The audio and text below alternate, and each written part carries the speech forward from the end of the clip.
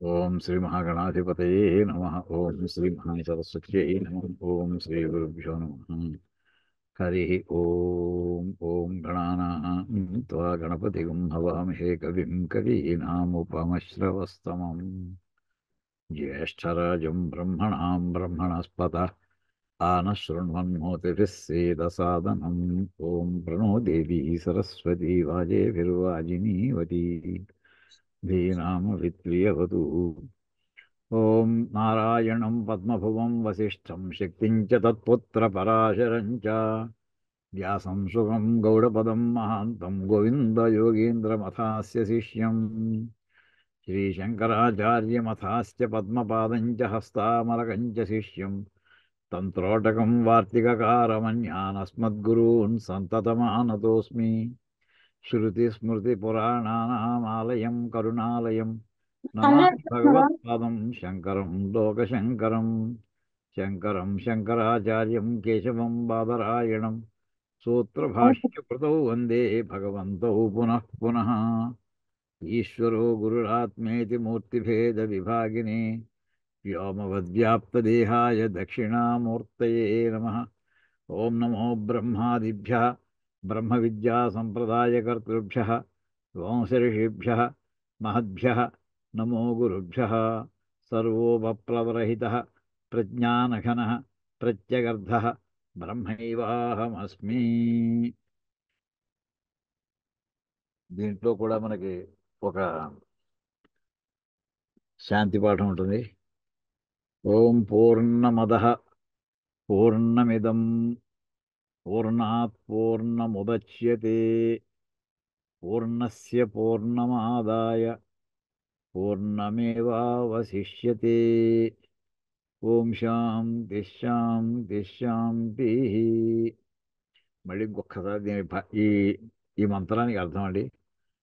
అదహ అంటే అది, అది పూర్ణం, అది సంపూర్ణమైనటువంటిది. అది ఇదం, ఇది పూర్ణం, ఇది పూర్ణస్వరూపమైనటువంటిది. ఇక్కడ అదహ అంటే అది అన్నప్పుడు ఏంటంటే నిర్గుణ పరబ్రహ్మము. ఇది అనేటువంటిది ఏంటంటే అంటే అది కారణ రూపమైనటువంటి పరబ్రహ్మము. ఇది కార్యరూపమైనటువంటి విశ్వరూపం, విశ్వము. దాన్ని ఈ విశ్వం కూడా అనంతమైనటువంటిది, అది కూడా పరిపూర్ణ స్వరూపమైనటువంటిది. ఎందుకు పరిపూర్ణమో తర్వాత ఇవాళ మనకు ఉపనిషత్తులో వాక్యంలో వస్తుందండి. అయితే సృష్టి ప్రారంభ కాలంలో ఇది ఎలా ఈ పూర్ణం ఎలా వచ్చింది అంటే పూర్ణాత్ పూర్ణముదచ్యతే. ఆ నిర్గుణ పూర్ణస్వరూపమైనటువంటి ఆ నిర్గుణం నుండి, నిర్గుణ పరబ్రహ్మము నుండి ఈ కార్యరూపమైనటువంటి ఈ విశ్వం అనేటటువంటి పూర్ణము ఉద్భవించింది. ఎప్పుడు సృష్టి కాలంలో. అదే లయకాలంలో ఏమవుతుందంటే పూర్ణస్య పూర్ణం ఆదాయ. ఇక్కడ పూర్ణం అంటే ఈ విశ్వం యొక్క పూర్ణత్వాన్ని తీసేసుకుని, అంటే ఈ విశ్వాన్ని ఖాళీ చేసేసినట్టు అయిపోయి చేసేసి పూర్ణమేవ అవశిష్టతే. చివరికి నిర్గుణ పరబ్రహ్మమే మిగులుతుంది. అంటే మొట్టమొదటి చెప్పేదేమో అది పూర్ణము ఇది పూర్ణము అని రెండు వస్తువులు చూపించి నిర్గుణ పరబ్రహ్మాన్ని విశ్వాన్ని చూపించి ఈ విశ్వం యొక్క ఉత్పత్తికి కారణం చెప్పారు. ఈ విశ్వము అంటే పూర్ణస్వరూపంలా కనిపిస్తున్న ఈ విశ్వము ఆ నిర్గుణ పరబ్రహ్మ, పూర్ణమైనటువంటి నిర్గుణ పరబ్రహ్మం నుండి వచ్చింది. రెండోది లయకాలంలో ఈ విశ్వం పూర్ణ రూపంలో కనిపిస్తున్నటువంటి ఈ విశ్వము యొక్క పూర్ణత్వాన్ని స్వీకరించి నిర్గుణ పరబ్రహ్మం మాత్రమే మిగులుతుంది అని ఇక్కడ ఈ వాక్యాన్ని అర్థం జ్ఞాపకం, ఇది సామాన్యంగా అర్థం జ్ఞాపకం ఉంచుకుందామని చెప్పాను. తర్వాత ఇందులో మనం కిందటి వారం ప్రారంభించాం భాష్యంలో వచనాలు. మనం ఈశావాస్యం అనే పదంలో ఏకపదంగా అనుకుంటామండి. ఈశావాస్యం అనేది అది ఏకపదం కాదు, గుర్తుపెట్టుకోండి. మొట్టమొదటి అక్కడి నుంచి ప్రారంభించాలి. ఈశా ఒక పదము, వాస్యం ఇంకొక పదం. మన ఈశావాస్యం అంటే సవర్ణ దీర్ఘ సంధి చేస్తే ఈశ ప్లస్ ఆవాస్యం అని అర్థం చెప్పుకుంటామండి. కానీ అది కాదండి. ఇది సవర్ణ దీర్ఘ సంధితో వచ్చినటువంటి సమాస పదం కాదు ఈశావాస్యం అనేది. ఈశా అనేటటువంటి తృతీయ విభక్తి అసలు ఈట్ అనేది ప్రథమా విభక్తి ఏకవచనం అండి. దానికి తృతీయ విభక్తి ఏకవచనం అవుతుందంటే ఈ- రాసిపోయింది. ఈశా అవుతుంది. వాస్యం అంటే వసించుటకు యోగ్యమైనటువంటిది. వసించుట కంటే దాని చేత ఆవరింపబడుటకు యోగ్యమైనటువంటిది. వాస్యం అంటే దీని చేత ఈ ఈశ్వరుని చేత సంపూర్ణముగా ఆక్రమించబడుటకు, ఆయన చేత ఆవరించబడుటకు యోగ్యమైనటువంటిది. ఏమిటో ఈశ్వరుడు అంత తర్వాత చూస్తామండి వాక్యంలో వెళ్ళాక. ముందర అక్కడి నుంచి మనకి స్పష్టత రావడం కోసం మళ్ళీ వెనక్కి వచ్చి చెప్పాను ఇప్పుడు. ఇందులో మళ్ళీ చాలా పెద్ద ఎక్కువ భాగం ఆవిడ చిన్న పేరాయి చెప్పిన ఇంకొకసారి మళ్ళీ చదువుకుందామండి. ఈశా వాస్యం ఇత్యాదయ మంత్రా కర్మసు అవినియుక్తా. మొట్టమొదటి కర్మకాండ జ్ఞానకాండలో డైరెక్ట్ దిగిపోయే శంకరాచార్య వారు. ఈ మంత్రము ఇలాంటి మంత్రములు ఏవైతే ఉన్నాయో ఈశా వాస్యం ఇత్యాదయ, ఇటువంటి ఇంకా దీంతో మొదలెట్టి ఇంకా చాలా ఉన్నాయి. ఈ మంత్రాలన్నీ కూడా కర్మసు అవినియుక్తా. ఏ కర్మకాండలో ఉండేటటువంటి అందులో కూడా వీటి వినియోగము లేదు. అంటే ఇది కర్మభాగంలో అంతర్భాగములు కాదు. తేషాం అకర్మశేషస్య ఆత్మనః యాథాత్మ్య ప్రకాశకత్వాత్. యాథాత్మ్యంచ ఆత్మనః అంటే ఈ అకర్మశేషస్య ఆత్మనః, ఆత్మ ఎటువంటిది అది కర్మలో అంతర్భాగము కాదు. శేషము అంటే అంతర్భాగం అని అర్థం అండి. శేషం అంటే చివరికి మిగిలేదని కాదు, చివరికి ఎలాగ మిగిలిది ఆత్మే అన్నింటిలోనూ కూడా. ఏది లేనప్పుడు ముందర ఆది కూడా అనాది కూడా అదే. అంచేది ఇక్కడ కర్మలో అంతర్భాగము అంటే కర్మఫలముగా రాదు, కర్మతో ఏ రకమైన సంబంధము లేదని గుర్తుపెట్టుకోండి. కర్మసు అంటే తేషాం అకర్మశేషస్య, కర్మశేషం అంటే కర్మలో అంతర్భాగం. అకర్మశేషస్య కర్మలో అంతర్భాగము కానటువంటి ఆత్మన యాథాత్మ్య ప్రకాశకత్వాదు, అది ఉన్నది ఉన్నట్టుగా తెలియజేయుట, వెలుగులోకి తెచ్చుట. ప్రకాశకత్వం అంటే ఉన్నది ఉన్నట్టుగా ఆత్మ యొక్క స్వభావాన్ని లక్షణాలని ఉన్నది ఉన్నట్టుగా తెలియజేయుట చేత. యాథాత్మ్యంచ అంటే ఆత్మ ఎటువంటిది, ఉన్నది ఉన్నట్టుగా అంటే ఏమిటి అంటే ఆత్మన, ఆత్మ ఎటువంటిదని చెప్తున్నారు కదా. శుద్ధత్వ, అపాప విద్ధత్వ, ఏకత్వ, నిత్యత్వ, అశరీరత్వ, సర్వగతత్వాది వక్ష్యమాణం. చెప్పబోతున్నాం ఇంత కూడా, ఇంకా ఇంకా వాక్యం ఇంకా ప్రారంభం అవ్వలేదు కదా. ఇవన్నీ చెప్పబోయే వాక్యాలు. ఏమైనా ఆత్మ అంటే ఎటువంటిదయ్యా అంటే అది శుద్ధమైనటువంటిది, పరిశుద్ధమైన నిత్యం. దీనికి అందులోని వారే రాస్తుంటారు, నిత్య శుద్ధ బుద్ధ ముక్త స్వభావం రాస్తుంటారు, మనం చెప్పుకున్నా కూడా అండి. అలా శుద్ధమైనటువంటిది, ఏ రకమైనటువంటి మాలిన్యము లేనటువంటిది, అదొకటైన లక్షణం కాదు. అపాప విద్ధత్వ, దానికి ఏ రకమైనటువంటి పాపము దానికి అంటదు. ఏకత్వ, అది నిత్యము ఏకమైనటువంటిది. ఆ తర్వాత నిత్యత్వ, అశరీరత్వ, దీనికి శరీరం అనేది ఇంకోటి లేదు. అంటే కంటైనర్ కంటెంట్ కాన్సెప్ట్ ఇక్కడ వర్తించదు.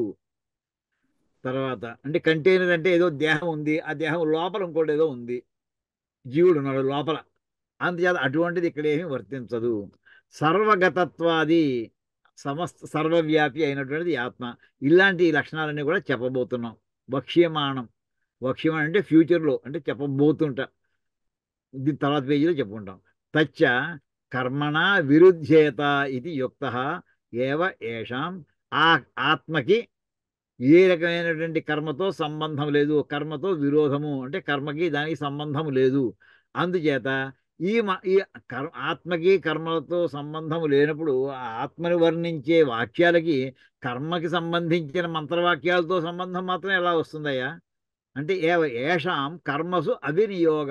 అంచేత ఈ మంత్రవాక్యములు కూడా ఏ కర్మలోనూ కూడా వీటికి వినియోగము ఉండదు. నహి, ఇక్కడి నుంచి మనం చెప్పుకోవాలండి.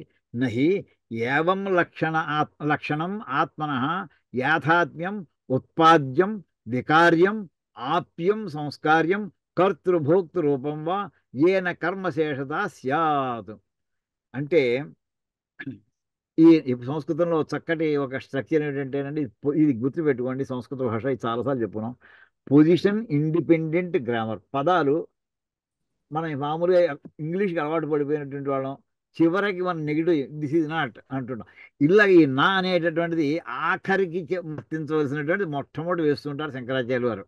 మొట్టమొదటిలో నా ఉంది కదా కంగారు ఈ నా పట్టుకెళ్ళి చివరి క్రియ దగ్గర దాన్ని చేర్చుకుంటే అర్థం పూర్తిగా వస్తుందండి. అంటే ఏవన్ లక్షణం నా ఇక్కడ చెప్పకుండా చివరికి ఎక్కడ పెడతామంటే కర్మశేషత, ఇక్కడ కొన్ని చూడండి వాక్యం ఎండ్ అవుతుంది, అక్కడ నా పెట్టండి. కర్మశేషత నస్యాత్. అక్కడ ఈ నా పడి అక్కడ వేసుకోవాలండి. చాలాసార్లు వస్తుంది వారు అలా, ఆ స్ట్రక్చర్ వారి స్టైల్ అది. ఏవం లక్షణం ఆత్మన, ఆత్మ యొక్క ఈ విధమైనటువంటి లక్షణం ఏదైతే ఇప్పుడు లిస్ట్ ఇచ్చారండి.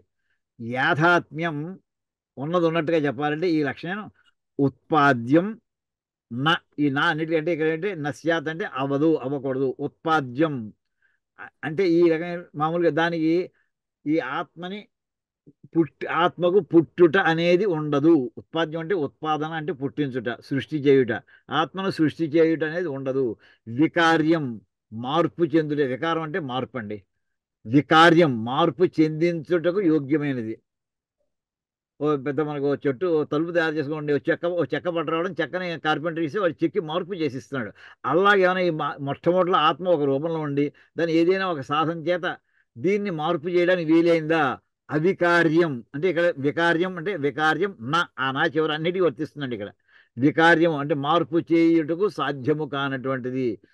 ఆప్యం అది పొందదగినదా అంటే పొందదగిందంటే ఇది నాకు ఇది వచ్చే అంటే లేనిది పొందుతాం మామూలుగా. ఆప్యం అంటే పొందబోయేది. అంటే నాకు ఇది కావాలి అంటే కావాలి అని ఎప్పుడైతే కోరిక దానికోసం ప్రయత్నం చేస్తావు, చివరిగా ఆ వస్తువుని సంపాదించడం. ఓ స్కూటర్ కావాలి, ఓ కారు కావాలి అంటే లేదు. ఆ వస్తువు ఎప్పుడైతే నువ్వు కావాలనుకున్నావో ఆ వస్తువు నీ దగ్గర లేదని. అలాంటిదా ఇది? ఆప్యం నా నీ దగ్గర ఎప్పుడు ఉండేదే. లేని దాన్ని మనం తెచ్చుకోవాలని కోరుకుంటాం తప్ప ఉన్నదాన్ని తెచ్చుకోవడం అన్న మాట అనలేము. దాని యోగ్యమైన మాట కాదు, అది యుక్తమైన మాట కాదు అది. అంటే ఆప్యం నా, ఇది పొందదగినటువంటిది. అంటే ఆప్యం అంటే కోరుకుంటే వచ్చేది కాదు. సంస్కార్యం, సంస్కారం ఏదైనా సంస్కరింపడానికి వీలైనటువంటిది ఇది. సంస్కార్యం నా, ఇది సంస్కరించాలంటే మార్పు చేయడం. సంస్కరించడం సపోజ్ బంగారం ఉందనుకోండి, దాన్ని పుటం వేస్తారు అంటే దాన్ని సంస్కారం చేశాం. సంస్కారం చేయడం వల్ల ఏమవుతుందంటే దానివల్ల దాంట్లో ఉన్నటువంటి మాలిన్యం అంతా పోతుంది. ఇది లౌకికంగా చేసే సంస్కారం అండి. ఇంతే కాదు, కొన్ని సంస్కారాలు ఉన్నాయి. ఆ సంస్కారాల వల్ల ఆ మంత్రం చదువు అంతే. ఓ చెంబు మామూలుగా మన పొద్దున సంధ్యానం చేసుకునేప్పుడు కూర్చునేప్పుడు మనకి పళ్ళెం తర్వాత మనకి అరివాణం దగ్గర ఎటుంటామండి. డైరెక్ట్గా తీసేసుకోకూడదు, దానికి ముందు నీళ్ళతో చల్లాలట. నీళ్ళతో జల్లి చేసేయడం ఏమంటే అది ఒక సంస్కరించబడింది. అంటే ఇంకా మనం చేయబోయే బ్రహ్మకర్మ సమారభే అని ఏదైతే అంటున్నామో, బ్రహ్మకర్మ అంటే వేదోక్తమైన ఏ కర్మని ఆరంభించబోతున్నాము అని అంటున్నామో దానికి ఈ పాత్రలు యోగ్యం అవ్వాలి. ఎలాగా? అవి అంతమంది ఏ చేత్తో ముట్టుకుని పెట్టారు, అప్పుడే కడిగేసి పట్టుకొచ్చి కుళాయి కింద కడిగేసి పట్టుకొచ్చి అక్కడ పెట్టారు. అది సరిపోదు, అలా డైరెక్ట్ వాడ దాన్ని నీళ్లు చల్లాలి, ప్రోక్షణ చేయాలంటాం. ఆ ప్రోక్షణ చేయడం చేయాలి. మార్పు కనిపిస్తుందా? మార్పు కనిపించట్లేదు. అది ఆ యజ్ఞ కర్మకి యోగ్యమైనటువంటి ఒక అర్హతను పొందింది. దాన్ని సంస్కారం అంటారు. ఇవి అలా అనేక మంత్రాలు మనకి వేదంలో మనకి ఆబ్దికాలు పెట్టేవాడు నీకు ఇలా చేయండి అలా చేయండి అంటూ ఉంటారు. ఏ దర్భను పట్టుకొచ్చి చెంబు అంచుతో కోయమంటుంటారు, తెంచమంటుంటారు. అవన్నీ ఎందుకు చేయాలి? అలా చేయి, దానివల్ల ఒక సంస్కారం ఏర్పడుతుంది, ఒక ఫలం ఉత్పత్తి అవుతుంది. దాన్ని అపూర్వము అని కూడా మనం చెప్పున్నామండి. అపూర్వం అనేది అది పుణ్యం కావచ్చు, పాపం కనిపించదు, కానీ పూర్వము లేని ఒక ఒక శక్తి అందులో ప్రవేశిస్తుంది. దానికి ఆ సంస్కారం అంటారండి. అటువంటిది అన్న ఈ ఆత్మజ్ఞానం సంస్కరించడానికి వీలైనటువంటిదా? సంస్కరించడం అవసరమైనటువంటిదా? నా, సంస్కరించబడేటువంటి కాదు. పోనీ కర్తృభోక్తృ రూపంగా ఇది కర్త, ఇది ఏదైనా పని అది చేస్తోందా? లేదు. భోక్త, కర్తృత్వం ఉంటే భోక్తృత్వం ఉంటుంది. ఫలం ఎవరు అనుభవించాలి అంటే ఎవరు కర్మ చేశారో వాళ్ళు అనుభవించాలి. అంచేత ఇది భోక్తృ రూపమా? కాదు. అని ఈ రకంగా ఈయన ఇవన్నీ కూడా ఏమిటంటే కర్మశేషత, కర్మలో అంతర్భాగాలు. కర్త కూడా ఈ కర్మ చేయడానికి వాడు అందులో ఉంటే కదా కర్మ అనే కర్త అనేవాడు ఉంటే అప్పుడు కర్మ అనే పని జరుగుతుంది. వాడికి కావాల్సినటువంటి వస్తువులని సామగ్రి అంతా ఏర్పరచుకుంటాడు. ఇది ఆ సామగ్రి లిస్టులో లేనటువంటిది. అంచేత కర్మశేషత నస్యాత్. ఈ నా అనేది ప్రతి మాట మాటకి ఇక్కడ వర్తిస్తుందండి ఇది. అటువంటి లక్షణం ఉన్నటువంటి ఆత్మయ్య ఇది. అది దాని యాథాత్మ్యం అంటేను. యాథాత్మ్యం అంటే యథా, ఏ విధంగా. ఇప్పుడు యథాశక్తి అంటూ ఉంటామండి. యథాశక్తి అంటే ఏంటంటే శక్తిం అనతిక్రమ్య, శక్తిని దాటిపోకుండా అని అర్థం అండి. యాథాత్మ్యం ఉన్నది ఉన్న ఆత్మ దాని లక్షణం ఎలా ఉన్నాయో ఉన్నది ఉన్నట్టుగా. అంటే ఏమిటి అంటే ఇప్పుడు చెప్పుకొచ్చారు. అంటే ఇది ఒక రకమైనటువంటి ఉత్పాదనీయమైనటువంటి వస్తువు కాదు. ఆ తర్వాత మార్పు చెందేటువంటి వికార్యమైనటువంటి వస్తువు కాదు. 2 ఆప్యమైనటువంటి వస్తువు కాదు. 3 4 సంస్కరించడానికి వీలైనటువంటి వస్తువు కాదు. ఇది కర్తృత్వం లేదు, దీనికి భోక్తృత్వం లేదు అని ఈ లిస్ట్ ఇందాక మనకేమో పై ఏవి ఉంటాయో పాజిటివ్గా చెప్పారు, ఇప్పుడు ఏవి ఉండవో లిస్ట్ చెప్పారండి ఆత్మకి. అది ఇక్కడ చెప్పినటువంటిది చాలా గొప్ప విషయం ఇది. ఈ రకంగా సర్వాసాం అంచేత సర్వాసాం ఉపనిషదాం ఆత్మ యాథాత్మ్య నిరూపణేనైవ ఉపక్షయాత్. ఈ ఉపనిషత్తులన్నీ కూడా ఎండింగ్ ఎక్కడ, ఉపనిషత్తుడికి ఎండింగ్ ఎక్కడ అని అడుగుతున్నారండి. ఏంటి ఈ ప్రశ్న ఏంటి అసలు? అంటే ఉపనిషత్తుల యొక్క ప్రయోజనం ఎక్కడికి ఆగిపోతుంది, ఎక్కడికి అయిపోతుంది. ఇంకా చెప్పేసిన తర్వాత సపోజ్ ఒక ప్రశ్న అడిగాడు, ఆ ప్రశ్నకి సమాధానం ఎక్కడ అంటే దాని ఆన్సర్ చెప్పేప్పుడు అయిపోయింది, దాని పర్పస్ అయిపోయింది. సమాధానం ఎంతకంటే అడిగినటువంటి ప్రశ్నకి సమాధానం లాస్ట్ స్టెప్లో చెప్పడం వరకే. ఇంక దాని తర్వాత ఇంక సమాధానం ఏం లేదు రాసేది. అదే రకంగా ఈ ఉపనిషత్తుల యొక్క తాత్పర్యం ఏమిటి, ఏవి చెప్పదలుచుకున్నాయి? సర్వాసాం ఉపనిషదాం, సమస్తమైనటువంటి ఉపనిషత్తులు. ఇది ఈశావాస్యం ఇలా చెప్పింది, కఠోపనిషత్తు అలా చెప్పింది, ఏమీ లేదు. అన్ని ఉపనిషత్తులు ఒకటే వాక్యం, ఏకవాక్యం. ఏమిటంటే వాటిలో ఇవన్నీ కూడా అట్టి వాటి యొక్క పర్పస్ ఏమిటి? సర్వాసాం ఉపనిషదాం ఆత్మ యాథాత్మ్య నిరూపణం. ఆత్మ యొక్క ఉన్నది ఉన్నట్టుగా దాని యొక్క లక్షణములను నిరూపించుటయే వాటి లక్షణము. అది ఎప్పుడైతే చెప్పడం పూర్తి అయిపోయిందో ఆ ఉపనిషత్తు, దాని పని అయిపోయింది. ఉపక్షయాత్, అప్పటికి దాని పని పూర్తి అయిపోయింది. అంటే ఎండ్ అయిపోయింది, దాని పర్పస్ ఎండ్ అయిపోయింది. ఇంకా తర్వాత ఇది ఉపనిషత్తులకే కాదు, ఇలా ఇంకా కొన్ని ప్రధానమైన గ్రంథాలు, అతి ప్రసిద్ధమైన గ్రంథాలు ఉన్నాయి. ఏమిటి? గీతానాం. భగవద్గీతలో భగవద్గీతలో రెండు రకాల ధర్మాలను చెప్పుకున్నామండి. దానిలో ధర్మద్వయం రెండు ఉన్నాయి. ఏమిటి? ప్రవృత్తి లక్షణం, నివృత్తి లక్షణం అని మనం చెప్పుకొచ్చామండి. అంచేత అక్కడ అందులో ప్రవృత్తి లక్షణం అంటే మనకి కర్మలో ఎలా చేయాలి అదంతా చెప్పుకొచ్చారు. ఇంకా నివృత్తి మార్గంలో ఇంకేమిటంటే ఇదేం లేదు, వదిలేయి, శుభ్రంగా వదిలేసేయి. ఆ భాగం భగవద్గీతలో చెప్పడం వచ్చింది. అందుచేత గీతానాం, భగవద్గీతలో కూడా మోక్ష ధర్మాణాంచ, ఇంకా ఇటువంటి గ్రంథాలు ఇంకా ఉన్నాయి. ఓన్లీ ఉపనిషత్తులే కాదు, మోక్ష ధర్మాలని చెప్పే ఇక్కడ రెండు అర్థాలు రెండు రకాలుగా అన్వయించండి. గీతానాం మోక్ష ధర్మానం, భగవద్గీతలో చెప్పినటువంటి మోక్ష ధర్మములు కూడా చ ఏవం పరత్వాత్, వాటికి కూడా ఈ రకమైన లక్షణాలే ఉన్నాయ్యా. ఆ వాక్యాల ప్రయోజనం ఎక్కడైపోతుందంటే ఎప్పుడైతే ఆత్మ గురించి యథా యథా ఉన్నది ఉన్నట్టుగా ఎప్పుడైతే చెప్పడం అయిపోయిందో ఆ వాక్యాల ప్రయోజనం అయిపోయింది. ఇవి ఎంచేతంటే ఈ ఉపనిషత్తుల యొక్క లక్షణం విచిత్రం అండి ఇది. ఒక ఓ ప్రాజెక్ట్ ఏదో ఓ బ్రిడ్జి కడదాం అని అనుకున్నాడండి ఒకడు. ఏదో ఇల్లు కడదాం అని అనుకున్నాడు. చిన్న ఉదాహరణ చెప్పుకుందాం. ఆ ఇల్లు వాడి ముందర ఏమీ తెలియదు. దీనికి వీడికి ఆ ఇల్లు ఎలా కట్టాలో, దాని ప్రొసీజర్ ఏమిటో ఎక్కడి నుంచో మొత్తం అన్ని విషయాలు సేకరించుకున్నాడండి. అంటే ఇల్లు కట్టుట అంటే ఒక చిన్న ఉదాహరణ అది. ఇల్లు కట్టుట దానికి సంబంధించినటువంటి సంపూర్ణ జ్ఞానాన్ని సంపాదించుకున్నాడు. ఇల్లు అయిపోయిందా? అవ్వలేదు. ఆ జ్ఞానం ఇంకా ఎండ్ అవ్వలేదు. దాని ప్రయోజనం ఏంటి? అసలు ఇల్లు కట్టడం. ఇంతవరకు ఇల్లు ఎలా కట్టాలో తెలుసుకున్నాడు, ఏ ఏ వస్తువులు తెచ్చుకోవాలో చూసినాడు, ఏ ఏ పర్మిషన్ తెచ్చుకోవాలో చూసినాడు, ఎవరి ద్వారా చేయించుకోవాలో ఈ విషయాలన్నీ సేకరించుకున్నాడు, కరెక్టే. కానీ ఆ జ్ఞానం యొక్క ప్రయోజనం ఇంకా అవ్వలేదు, ఇల్లు కట్టడం అవ్వలేదు. అంటే కర్మకాండంతకి కూడా జ్ఞానాన్ని సంపాదించుకోవడం ఒక భాగము, ఆ జ్ఞానాన్ని వినియోగించడం రెండో భాగం అండి. కానీ విచిత్రం ఏంటంటే ఉపనిషత్తులకి ఈ వేదాంత శాస్త్రంలో ఉండేటువంటి అన్ని వాక్యాలు కూడా నువ్వు ఆ జ్ఞానాన్ని పొందు, అయిపోయింది అక్కడికి. నువ్వు ఎప్పుడైతే ఆత్మ గురించి నువ్వు అనుభూతిపూర్వకంగా తెలుసుకున్నావో ఇంకా పొందవలసి ఇంకేం లేదయ్యా. అదండి ఇక్కడ చెప్పగలుగుతుంది. అది మనకి ప్రవృత్తి ధర్మానికి నివృత్తి ధర్మంలో ఇది శంకరాచార్య వారు మనకి బ్రహ్మసూత్రాలు చాలా వివరంగా చెప్తారు ఈ మాట గురించి. దీనికి పూర్వమీమాంసకి ఉత్తరమీమాంసకి తేడా ఏమిటి అని చెప్తే అక్కడ ఈ వివరాలన్నీ చెప్పుకొస్తారండి. పూర్వమీమాంసలో అంటే కర్మకాండ సంబంధించింది జ్ఞానం మొట్టమొదటి ఫస్ట్ స్టేజ్ అది. ఆ జ్ఞానంతో యజ్ఞం చెయ్యి. యజ్ఞం ఎలా చేయాలి, యజ్ఞానికి ఏం సంభాగాలు కావాలి, ఎవరు ఋత్వికులు ఎవరిని పెట్టుకోవాలి, ఎలాంటి వాడిని పెట్టి ఇవన్నీ తెలుసుకున్నావు, కరెక్టే. కానీ యజ్ఞం అవ్వలేదుగా, యజ్ఞం చేయి ఇప్పుడు. సో తెలుసుకున్నట్టు ఒక భాగం, తెలుసుకున్న దాన్ని వినియోగం చేయడం రెండో భాగం, పూర్వభాగం కర్మకాండకి లేదా పూర్వమీమాంసకి. కానీ ఉత్తర మీమాంస ఏదైతే ఉందో వేదాంత వాక్యాలు ఉన్నాయో తెలుసుకోవడం వరకే అయిపోయిందో. తెలుసుకుంటే ప్రాక్టికల్గా నీ మైండ్ మీద అప్లై అయింది, అనుభూతి పొందేవు, అయిపోయింది అంతే. ఇంకా దానికి చేయవలసిన ఏం లేదు. ఆత్మ ఎప్పుడైతే నువ్వు పరబ్రహ్మ నేనే అహం బ్రహ్మాస్మి అని ఆ జ్ఞానం కలిగిందో ఇంకా నువ్వు పొందవలసింది ఇంకేం లేదయ్యా. అదే దాని యొక్క ప్రయోజనం, ఉపనిషత్తుల యొక్క ప్రయోజనం. ఆ మాటే చెప్తున్నారండి. ఉపనిషత్తులకే కాదు, గీతములకు అంటే గీతలో ఉన్న వాక్యాలకి భగవద్గీతాసు, బహువచనం వాడతారండి. అంటే ప్రతి శ్లోకము కూడా ఒక గానము చేయబడినటువంటి ఒక సాహిత్యం అనుకుంటే ప్రతి శ్లోకము కూడా ఒక గీతము. బహువచనంలో 700 గీతములు ఉన్నాయన్నమాట భగవద్గీతలో. అంతా కలిపి భగవద్గీత అంటే ఏదో ఒక గీత కాదు, ఒక వచనం కాదు, ఇది మొత్తం 700 వచనాలు ఉన్నాయి అనుకుందామండి ఉదాహరణ శ్లోకం ప్రకారం. అలా బహువచనంలో చెప్పారు. అలాగే మోక్ష ధర్మాణాంచ, మోక్షం గురించినటువంటి ఆ లక్షణములు కూడా ఉన్నటువంటి విషయాలు ఎక్కడెక్కడ ఉన్నాయో అవన్నీ కూడా ఏవం పరత్వాత్, అవి కూడా ఉపనిషత్తుల్లోకి సంబంధించిన లక్షణములే దానికి కూడా ఉంటాయి. అంటే ఆత్మ యొక్క యాథాత్మ్య స్థితిని తెలుపుటయే వాటి యొక్క పరమ ప్రయోజనము. తర్వాత ఇంకేం అవసరం లేదు. ఒక గొప్ప మాట వాడతారండి. ఎత్ర వేద అవేదా భవంతి. ఇలాంటి మాట ఏ మతంలోనూ ఏ ఇంకా ఫెయిత్లోనూ కూడా ఎవడు చెప్పలేడండి, సాహసించలేండి. ఒక వేదమే చెప్పిందండి.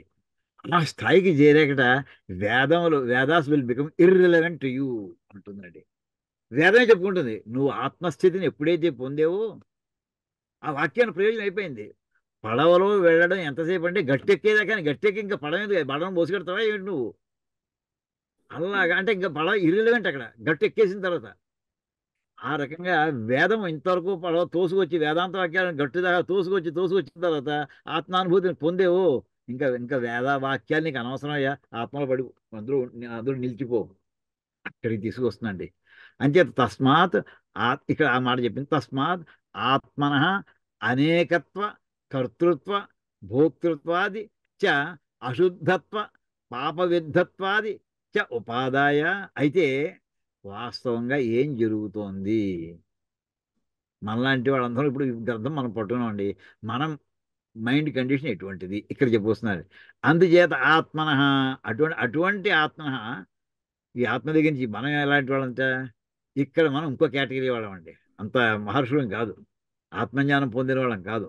ఇక్కడ ఏం చేస్తామంటే మనం ఎన్ని రకాల భావం చేస్తాం చూడండి.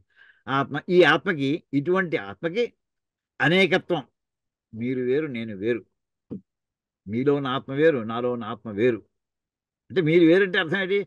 మీరు ఎలా ఉన్నారు? మీరంటే శరీరం ఒకటే కదగా, మీతో కూడి ఉన్నటువంటి ఆత్మ. అలా ఆత్మ మీద ఆధారపడి మీ శరీరం, మీరు వేరు. నా శరీరం మీద ఆధారపడి నేను వేరు, ఆవిడ వేరు, ఇది వేరు, ఈ పుస్తకం వేరు, ఈ వస్తువు వేరు. ఇలాగా వీటన్నిటి కూడా అనేకత్వాన్ని చూపించడం మన లక్షణం అండి. ఏది ఆత్మకి లక్షణం కాదు అని స్పష్టంగా చెప్పడం జరిగిందో దానికి వ్యతిరేకమైనటువంటి భావాలు ఉన్నటువంటి వాళ్ళం మొట్టమొదటి అనేక. అంటే ఆపోజిట్, మన ఎన్ని భ్రాంతుల్లో ఉన్న లిస్ట్ ఆఫ్ భ్రాంతి చెప్తారండి ఇక్కడ. అనేకత్వం, ఇది కూడా భ్రాంతిపూర్వకమే. రెండోది కర్తృత్వం, ఎస్ నేను ఈ పని చేస్తున్నాను, నేను పాఠం చెబుతున్నాను, మీరు వింటున్నారు అని రెండు రకాల భేదభావం తీసుకొచ్చినప్పుడే. భోక్తృత్వము, ఇంత ఫలం చేశాం కనుక, ఏదో ఈ శుభకార్యం చేశాం, ఈ పుణ్యకార్యం చేశాం, దీనికి ఫలం వస్తుంది అంటే ఈ పుణ్యకార్యం చేసినాడు ఆ ఆ బాడీ ఆ ఫలాన్ని అనుభవించాలి, అదే కర్మకి భోక్తృత్వం. తర్వాత అశుద్ధత్వము, ఇందులో మనకు కూడా అప్పుడప్పుడు చెడు ఆలోచనలు వస్తూ ఉంటాయి. అంటే మైండ్ మీద చెడు ఆలోచనలు ఉన్నాయంటే అది పాపంతో కూడినటువంటిది, అది స్వచ్ఛంగా లేదు, అది మాలిన్యం ఉంది, మాలిన్యంతో కూడి ఉండుట. పాప విద్ధత్వ, ఒక్కోసారి పాపం చేసుకుంటాం, చీమలు తొక్కుతూ ఉంటాం దారిలో నడుస్తూ నడుస్తూ. ఆ క్షణంలో అనుకుంటాం కానీ ఆ పాపం వదిలిపెట్టిందామని, ఎప్పుడైతే పాపం చేసామని భావన ఉందో లేదు. అంచేత అశుద్ధత్వ పాప విద్ధత్వ, అది పాపం చేత అంటుకోబడు అంటుకోబడుట. అదే పాపం అంటుందంటే ఏంటంటే పాపం చేసాడని భావనలో ఉండడం. ఇవన్నీ ఉపాదాయ, ఇవి తీసుకుని ఎలా వస్తున్నాయి, ఇవన్నీ ఎందుకు వస్తున్నాయి ఈ భావాలు? లోక బుద్ధి సిద్ధం, సామాన్యమైనటువంటి మానవులకి వాళ్ళకు ఉండేటటువంటి సామాన్యమైనటువంటి బుద్ధి వల్ల ఇవన్నీ ఆలోచనలు వస్తున్నాయి, ఈ భావ పరంపర వస్తుంది. దాంతో కర్మాణి విహితాని, ఈ బుద్ధితోటి ఇంకా కర్మలన్నీ కూడా విధించబడ్డాయి. ఇలాంటి వాళ్ళని చెప్పి మనకి మహర్షులు ఏం చేశారంటే, ఈ జాతి మనం హయ్యెస్ట్ కేటగిరీ కాదు, అది లోయెస్ట్ కేటగిరీ కూడా చెప్పడం సెకండ్ కేటగిరీ అనుకుందామండి. వీళ్ళకి ఏంటంటే వీళ్ళు డైరెక్ట్ మోక్ష మార్గం వీళ్ళు ప్రవృత్తి ధర్మం చెబుతాయి. ఒరే అబ్బాయి నీకు యోగ్యత ఉంది అంటే ఈ పనులు చేయాలి, ఈ పని చేయడానికి కూడా మళ్ళీ నీకు కొంత ఎలిజిబిలిటీ ఉండాలి, ఈ పనులు చేయడంలో కూడా మళ్ళీ ఎలిజిబిలిటీ డిఫైన్ చేశారండి. అని కర్మఫలము ఎప్పుడైతే కర్మలకి సిద్ధం అవుతామో వెంటనే ఆ కర్మ చేయడానికి మనకి అధికారం యోగ్యత ఉన్నదా లేదా, ఎలిజిబిలిటీ ఉన్నదా లేదా అని ఆ క్వశ్చన్స్ అన్నీ వస్తాయండి. ఏ కేటగిరీ వాళ్ళకి ఇది? ఎవరికైతే సంపూర్ణమైనటువంటి ఆత్మ గురించినటువంటి ఆత్మానుభూతి లేదు, లేకపోవడం కాదు విరుద్ధమైనటువంటి ఆపోజిట్ భావన ఉన్నదో, అంటే ఏకత్వం ఉండాలి అది లేదు, అనేకత్వం ఉంది దానికి నిత్యము శుద్ధంగా ఉండాలి లేదు, కొంచెం మాలిన్యంతో ఉంది. ఇలా ఉండేటటువంటి భావన ఉన్నటువంటి వాళ్ళందరూ కూడా ఎలా ప్రవర్తిస్తారో చూడండి ఇక్కడ చెప్తున్నారు. యోహి కర్మఫలేన అర్థి దృష్టేన బ్రహ్మవర్చసాదిన అదృష్టేన స్వర్గాదినాచ ద్విజాతిరహం నా కాణ కుబ్జత్వాది అనధికార ప్రయోజక ధర్మ ధర్మవాన్ ఇది ఆత్మానం మన్యతే. ఇప్పుడు ఆత్మని తనని ఎలా భావించుకుంటాడో చెప్తాడండి. తనను ఇక్కడ ఇది ఆత్మ అంటే ఆ ఆత్మ కాదండి, నేను అంటే ఈ శరీరంతో కూడినటువంటి దీని ఏమంటారంటే చక్కటి మాట, దేహాత్మ భావన ఉన్నవాళ్ళం. ఈ దేహమే నేను అనే భావన ఉన్నటువంటి మనలాంటి వాళ్ళందరికీ కూడా వాడు ఎలా భావిస్తాడట, ఈ పని చేయడానికి నాకు యోగ్యత ఉంది, ఓ యజ్ఞం చేయాలి. వీడికి ఏంటంటే యజ్ఞం చేస్తే 2 రకాల ఫలాలు వస్తాయి వీడికి. బ్రహ్మాండం ఏం చేద్దండి, బ్రహ్మవర్చస్సు కామస్య అని చెప్పి బ్రహ్మవర్చస్సు కావాలి అని ఒక కోరిక ఉందండి ఒకడికి, తప్పేం లేదు. మనలాంటి బ్యాచ్లోనే ఒకటి బ్రహ్మవర్చస్సు కావాలి నాకు, ఈ మంత్రం జపం చేయవయ్యా అని వేదంలో ఉంది. ఆ మంత్రాన్ని పురస్చరణ చేయగా చేయగా చేయగా వాడి వర్చస్సు ఈ జన్మలో కాకపోతే మళ్ళీ జన్మలో వాడు చూసేవాడి బా ఏం తేజస్సు వెలిగిపోతున్నాడయ్యా వీడు అనేటటువంటి రూపం నుంచి కాంతి ఉట్టి పడుతూ వస్తుంటండి. అది కనిపించేది, మొహం చూసేవాడు, మనిషిని చూసేవాడు గుర్తుపట్టచ్చుట. రేడియేటింగ్ ఎనర్జీ అంటుంటారు సార్, అదండి. అదే ఆరా అంటుంటారు. ఒక మనిషిని చూస్తే కనిపించేటటువంటి ఒక కాంతి పుంజం ఒక మనిషి చుట్టూ, దాన్ని బ్రహ్మవర్చస్సు అందామండి. అది కోరుకున్నాడు, అది ఫలం లభించేటటువంటి కనిపించే ఫలం. అది ఇంకో రకం ఉంది, నాకు స్వర్గం కావాలి, ఆ ఇంద్రుడి పక్కన కూర్చోవాలి, దానికి మంత్రం చెప్పింది. కానీ వీడు వెళ్ళాడో వెళ్ళలేదో, ఇంద్రుడి పక్కన కూర్చున్నాడో అది ఎవరికి కనిపిస్తుందో, ఎవరు చూసి వచ్చారా? మరి ఎవరు మన మహర్షులు చెప్పాలి తప్ప మనకి అది మిగతా సామాన్య ప్రజలకి ఇందాకటిది ఆ బ్రహ్మవర్చస్సు కనిపిస్తుంది. కానీ సామాన్య ప్రజలకి వాడు స్వర్గంలో ఉన్నాడో లేదో అది కనిపించదు. ఈ 2 రకాల ప్రయోజనాలు మనం ఆశిస్తూ ఉంటామండి. అది ఇక్కడ చెప్తాం. బయట ఇంకోసారి చూడండి. యోహి కర్మఫలేన అర్థి, కర్మఫలంతో అంటే నాకు కర్మ చేస్తాను, నేను దానివల్ల ఫలాన్ని ఏం కోరుకుంటానంటే దృష్టేన బ్రహ్మవర్చసాదిన, కనిపించేటటువంటి బ్రహ్మవర్చస్సు ఇలాంటి వాటితోటి నేను కర్మ చేయొచ్చు. అదృష్టేన స్వర్గాదినాచ, కనిపించినటువంటి స్వర్గం మొదలైనవి కావాలని కూడా కోరుకుంటూ నేను యజ్ఞం చేయొచ్చు. ఇంకోటి ఇది, దాన్ని చేయాలంటే ముందు నువ్వు ద్విజాతి అయి ఉండాలయ్యా, ద్విజాతి అయి ఉండాలి, ఓ బ్రాహ్మణుడు అయి ఉండాలి, అది పూర్వం ఉన్నటువంటి వ్యవహార ప్రకారం. అయితే మొట్టమొదటి అది ఉందా లేదా, అది కాకపోతే నువ్వు యజ్ఞం చేయడానికి అర్హత లేదు. గుళ్ళో పూజారి చేసి మనం అభిషేకాలు చేసుకుంటే గుళ్ళో వెళ్ళడానికి ఇవాళ అందరూ అయినా సరే గుళ్ళో వెళ్ళడానికి మనకి అధికారం లేదని నిర్ణయించారు. ఆ పూజారి వెళ్ళాలి, అర్చకుడు వెళ్ళి చేయాలి, అది నిర్ణయం అయింది కదా. అలాగా అహం ద్విజాతి, ఎస్ నాకు యోగ్యత ఉంటాడు ఒకటి వచ్చింది, అది ఒక రకం అండి, బై బర్త్ వచ్చినటువంటిది. రెండోది అంటే ఉపనయనం అయిన వాడిని అని అర్థం వస్తుందండి. రెండోది ఏంటంటే కొన్నిటికి శరీర లోపాలు ఉండకూడదండి. ధృతరాష్ట్రుడు అతను చక్రవర్తి కాలేదు, పట్టాభిషేకం అవ్వలేదు అతనికి, ధృతరాష్ట్రుడికి. ఎందుచేత అతను కొన్ని లోపాలని శారీరంగా నేత్రహీనుడు అతను. అలాగే ఇంకా ఏమేమి లోపం, నా కాణ, చెవిటివాడు అయి ఉండకూడదు వాడు. కుబ్జ, శరీరం లోపం ఉండకూడదు. ఇలా కాణ కుబ్జత్వాది అంటే చెవుడు లేదా మరుగుజ్జుతనము, ఇలాంటి అనధికార ప్రయోజక ధర్మవాన్ అంటే అంటే అధికారాన్ని ఒక పని చేయడానికి యోగ్యతని మామూలు నార్మల్ హెల్తీ పర్సన్ అయితే ఉంటాయి. ఇవన్నీ కూడా ఏంటంటే ఫిజికల్ హ్యాండిక్యాప్స్. ఆ ఫిజికల్లీ హ్యాండిక్యాప్డ్ పర్సన్కి కర్మ చేసేటువంటి అధికారం లేదు. శరీరం అంతా బాగున్నా కానీ కొన్ని కర్మలు చేయడానికి నాకు ఇవాళ అశ్వమేధ యాగం చేద్దాం అని ఉందనుకోండి, పర్మిషన్ ఉందా నాకు వేదం ప్రకారం లేదు. శరీరం బాగానే ఉందిగా, నీ అది ఒకటే కాదయా, ఇంకా చాలా ఉన్నాయి. నీ సమస్త భూమండలాధిపత్యం ఉందా నీకు, అది ఉన్నప్పుడు చేయ అశ్వమేధ యాగం. నాకు రాజసూయ యాగం చేద్దామని లేదు. భూమిలో మొత్తం నిన్ను తిరస్కరించేటటువంటి రాజు క్షత్రియులు ఎవరు ఉన్నారా లేదా, వాళ్ళందరూ ఓడించావా? ఓడిస్తే అప్పుడు ఆలోచన వస్తుంది నీ యోగ్యత ఉందో లేదో. ధర్మరాజు కూడా రాజసూయ యాగం సంకల్పం పాండురాజు నారద మహర్షి చేత గౌరవించారు. వెంటనే వెంటనే కృష్ణ పరమాత్మ ఆయన కౌరు పంపించాడు, కృష్ణ పరమాత్మ వచ్చాడు. ఇలా మా నాన్నగారు నన్ను రాజసూయ యాగం చేయమన్నారండి అని అన్నాడు కృష్ణ పరమాత్మతో. ఆయన వెంటనే ఏమన్నా నీకు అప్పుడే యోగ్యత లేదే అన్న టక్కుని అన్నాడండి. భారతంలో ఉందండి ఈ మాట. భూమండలంలో ఎవరు కూడా నేను ధిక్కరించేవాడు ఎవడు ఉండాలి, తిరగబడేవాడు ఎవడు ఉండకూడదు, వ్యతిరేకించేవాడు ఎవడు ఉండకూడదు. అప్పుడు నీకు ఎలిజిబిలిటీ ఉన్నట్లయ్యా. నీకు ఈవేళ అల్లా లేదు, ఇంకా జరాసంధుడు ఉన్నాడు అక్కడ. జరాసంధుడు ఉన్నంత కాలం ఇంకా నీకు ఎదుర్కొన్న అప్పనంటే ఒక్కడున్నా సరే నీకు రాజసూయాన్ని శరీరం బాగుంటే సరిపోదు, మిగతా యోగ్యతలు కూడా వస్తాడు. ఇక్కడ అలాంటి చెప్తున్నాడండి. ఇవన్నీ కూడా అధికారం ఉన్నదా లేదా, అధికారం లేకపోవడం అలాంటివి నాకు లేవు కనుక ఏమిటి అలాంటి అధికారం యోగ్యత ఉండవు ఈ లక్షణముల చేత అనేటటువంటి సమస్య నాకు లేదు. నెగిటివ్ అది నెగిటివ్ చెప్తున్నానండి. కాణ కుబ్జత్వాది అంటే చెవిటితనం లేదా కుబ్జత్వము మొదలైనటువంటి అధికార ప్రయోజక ధర్మానం ఆ నెగిటివ్ ఉంది. నాకు యోగ్యతను తీసుకొచ్చేటటువంటి శారీరక లక్షణములు లేనటువంటి ఇంకా మిగతాలు చెడు ఇలాంటివి ఏవైనా ఉంటే దానివల్ల ఇప్పుడు ఏమంటున్నా నాకు అలాంటి లోపాలు అలాంటి శారీరక లోపాలు ఏం లేవు గనక అంచేత ఆత్మానం మన్యతే సహా అధిక్రియతే.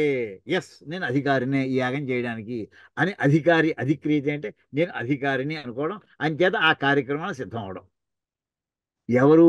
ఆత్మానం మన్యతే, తనని తాను అనుకుంటాడు, తాను అధికారి అని. ఇక్కడ ఆత్మ అంటే అర్థం అండి ఇందాక చెప్పినటువంటి ఆత్మ కాదు, ఇక్కడ దేహాత్మ భావన ఉన్నటువంటి వ్యక్తి. నేను దేహము అనేటటువంటి భావనతో ఉన్నటువంటి వ్యక్తి ఎస్ నేను యోగ్యుణ్ణి. అసలు ఆత్మకి కర్మాధికారం ఉందా? ఆ కర్మతో సంబంధం లేదు మరో అని చెప్తున్నారు వెనకాల నుంచి.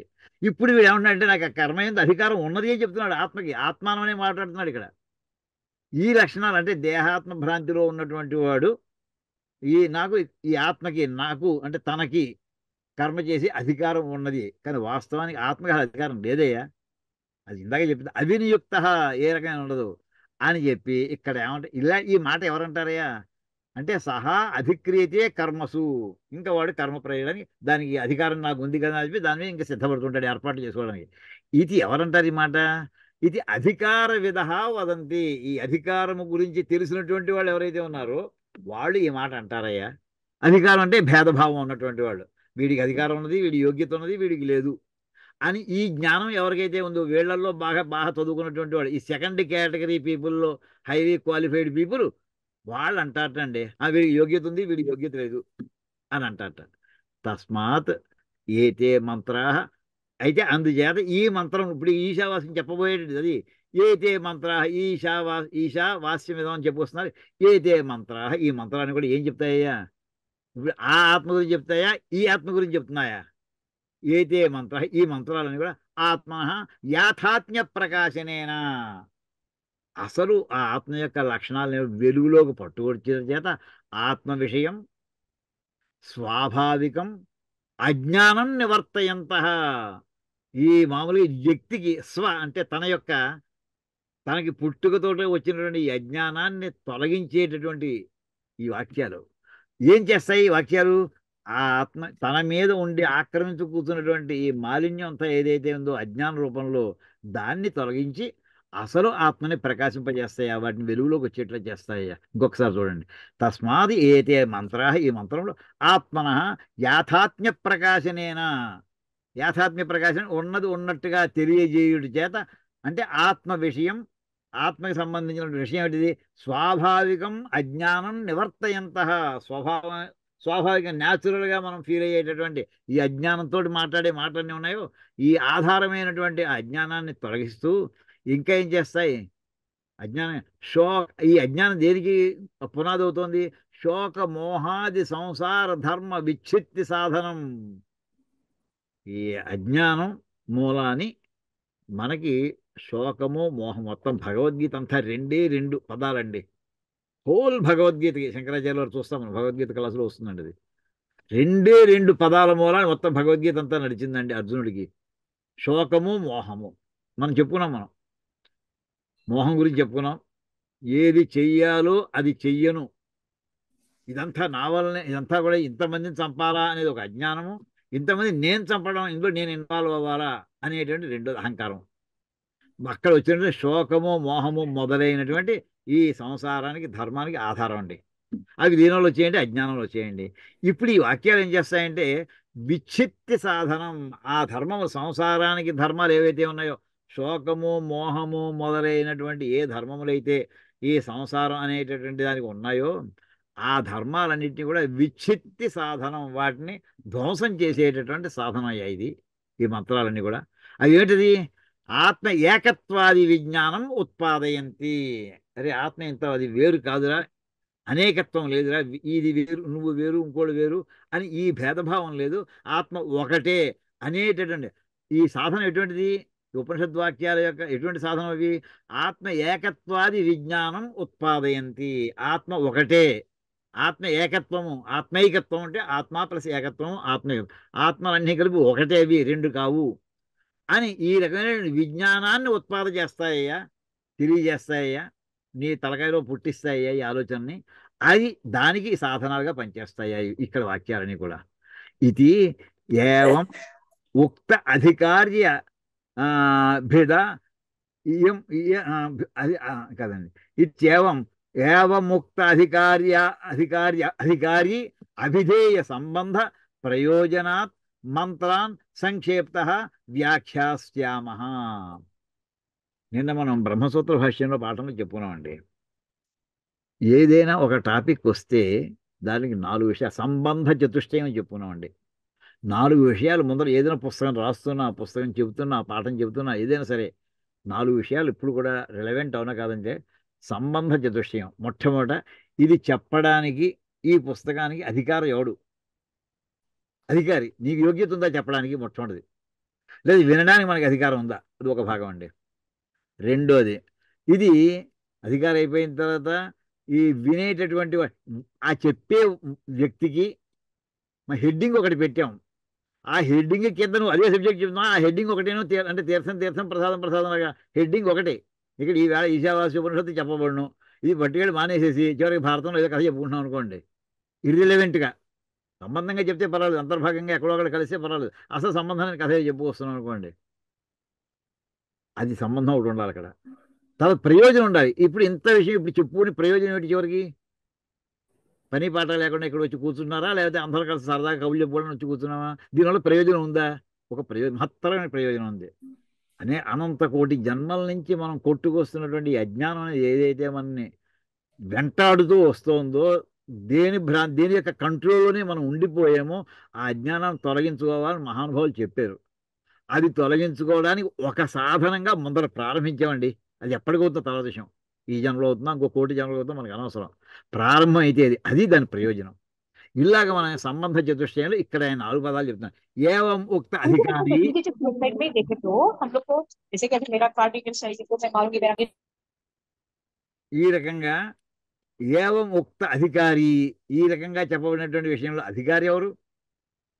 అభిధేయం ఏ విషయం చెప్పదలుచుకున్నాం, ఆ చెప్పేటటువంటి టాపిక్కి చెప్తామని చెప్పినటువంటి టాపిక్కి సంబంధం ఉందా లేదా, దీనివల్ల ప్రయోజనం ఉందా లేదా, మొత్తం ఈ 4 కూడా ప్రయోజనాత్ మంత్రాన్, ఆ రకమైనటువంటి ఈ 4 విషయాలకి సంబంధించినటువంటి ఈ మంత్రములన్నింటినీ కూడా వీటికి సంక్షేపత వ్యాఖ్యాస్యామ, వీటికి సంక్షిప్తంగా వ్యాఖ్యానం చేయదలుచుకున్నాము అని ఇప్పటికీ ఈశావాస్యోపనిషత్తుకి భూమిక అంటే ఒక ప్రియాంబుల్ లేదా ఒక ఇంట్రడక్షన్ పూర్తి చేశారండి శంకరాచార్య వారు.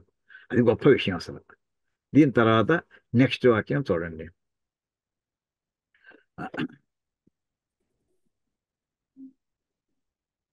ఎక్కడ ఉందో చూద్దాం. సరే.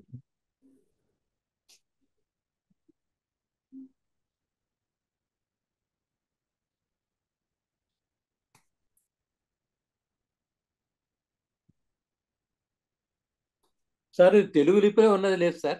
ఉన్నాయండి, ఉన్నాయి. మన ఈ మీరు రామకృష్ణ మఠం వాడు చెప్పేది వేశారు. రామకృష్ణ మఠం వాడు నాగర్ వేశారు. లిపిలో ఉంది కనుక మాకు ఫాలో అవ్వడం కష్టం. అంటే నాకు సంస్కృతంది అది ఆథెంటిక్గా ఉంటుంది, ఎక్కడికి పదవిభాగం చేసుకోవడం సౌకర్యంగా ఉంటుంది. తెలుగులో అంత ఆథెంటిక్గా నాకు దొరకలేదండి. అలాగండి. అంటే అందుకోసం పుల్ల శ్రీరామచంద్ర గారు ఉంది కదా, అది వారు ఉపనిషత్తులకి రాయలేదే. రాయలేదండి. ఉపనిషత్తులకి రాయలేదు వారు.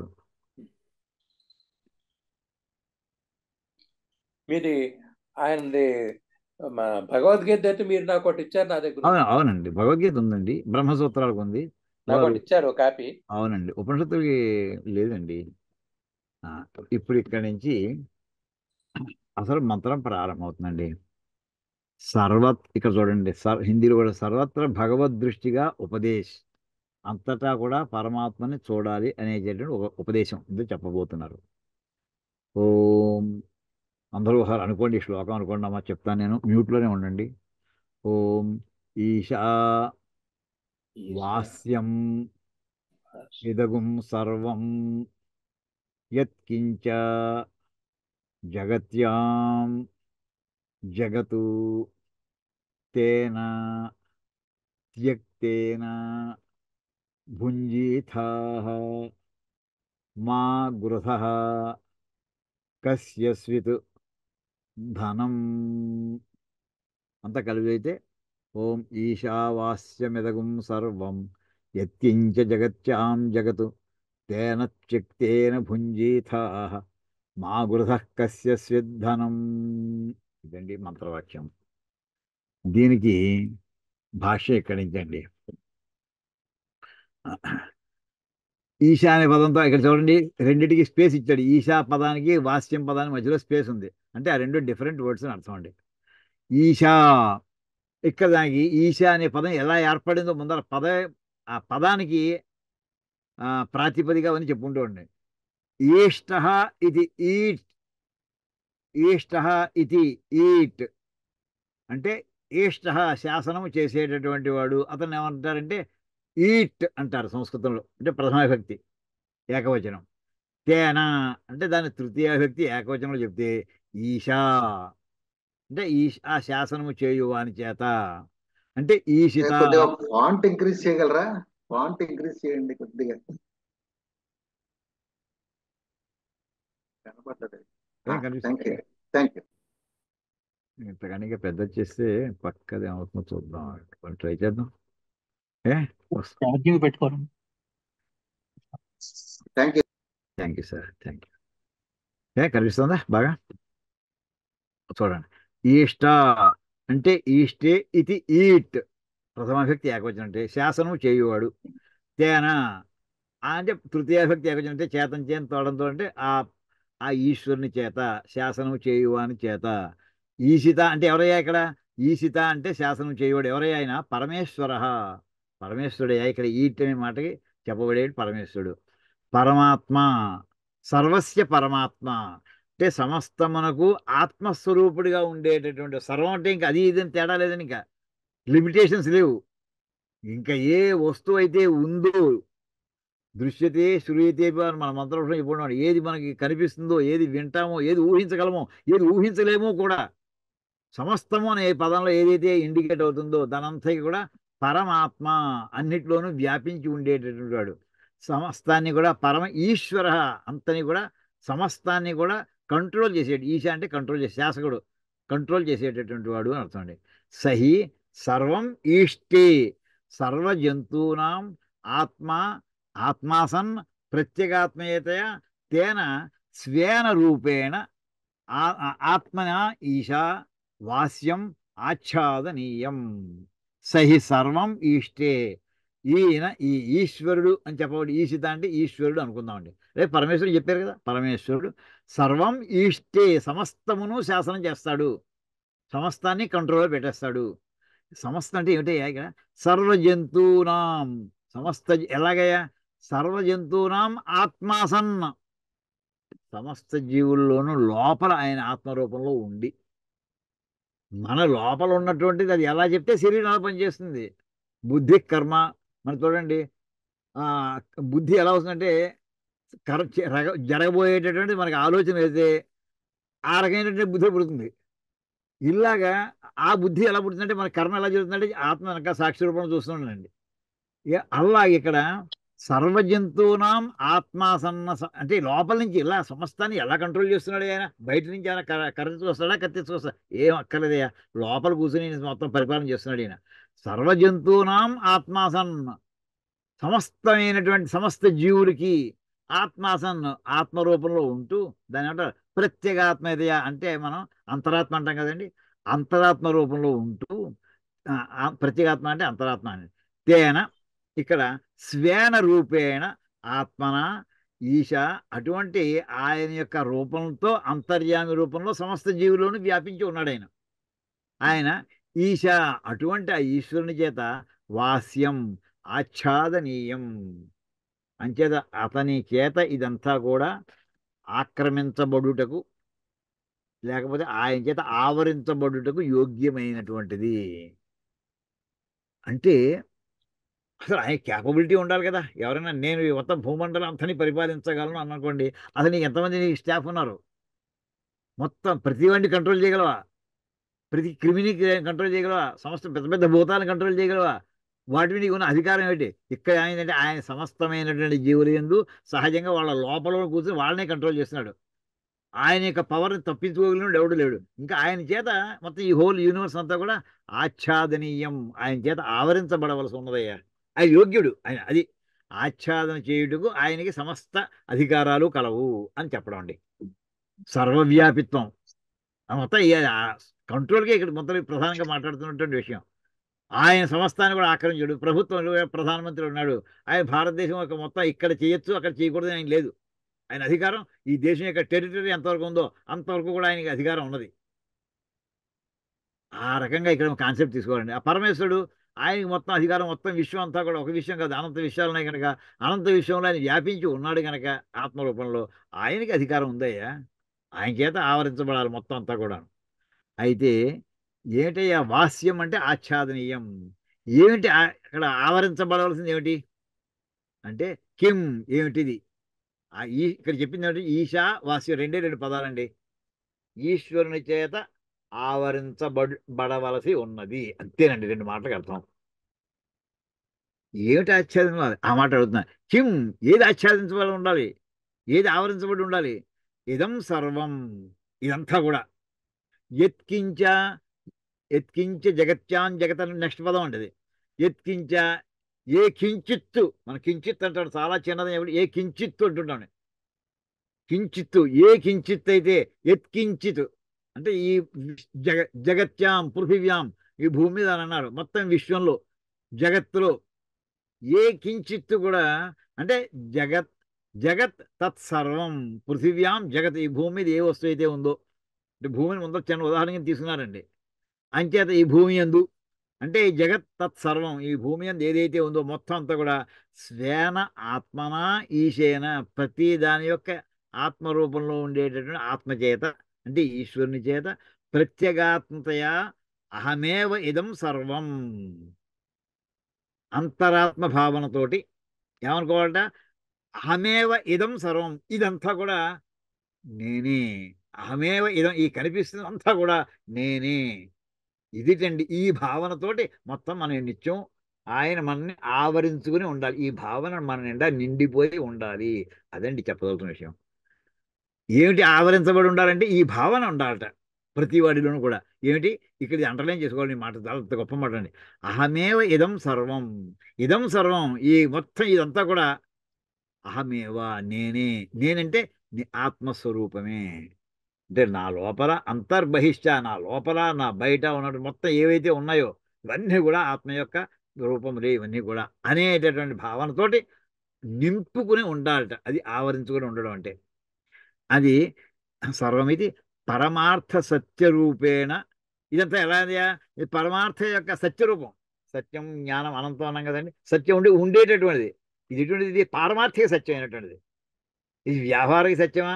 పారమార్థిక సత్యం అయినటువంటిది. సమస్తం కూడా అదే ఆత్మస్వరూపమే అనే పరమార్థ సత్యరూపేణ. ఆ రకమైనటువంటి భావనతోటి ఈ ఆలోచన అహమేవ ఇదం సర్వం, ఇదంతా నేనే అనేటటువంటి ఆలోచనతోటి మొత్తం మన మనస్సంతా కూడా సంపూర్ణంగా ఆక్రమించబడి ఉండాలి. మన మనస్సంతా కూడా ఆవరించబడి ఉండాలి. అంటే మన ఆలోచన ఎప్పుడు కూడా నేనే, మొత్తం అంతా కూడా ఆత్మస్వరూపమే అనే భావనతోటి ఉండాలి. మిగతాది మరి లేదా మరి ఎదురుగా కనిపిస్తుంది. అనృతమిదం సర్వం చరాచరం ఆచ్ఛాదనీయం స్వేన పరమాత్మన. ఇప్పుడు నా ఎదురుకుండా ఉన్నటువంటి నాకు పుస్తకాలు కనిపిస్తున్నాయి, కంప్యూటర్ కనిపిస్తోంది, స్క్రీన్ కనిపిస్తోంది. ఇలాగా కొన్ని కదిలే ఉన్నాయి, కొన్ని కథలు ఉన్నాయి. ఈ ఇదం సర్వం. ఇప్పుడు ఇదం అంటే ఇది, అదం అదం చూడండి. మన పూర్ణంలో కూడా పూర్ణ మిదహ అన్నారు చూసారా? ఆ ఇదం అనే మాట ఇక్కడ వస్తుంది. ఇదం సర్వం, ఇదంతా కూడా ఏది? అది చరాచరం, కదిలేటటువంటివి, కదలనటువంటివి.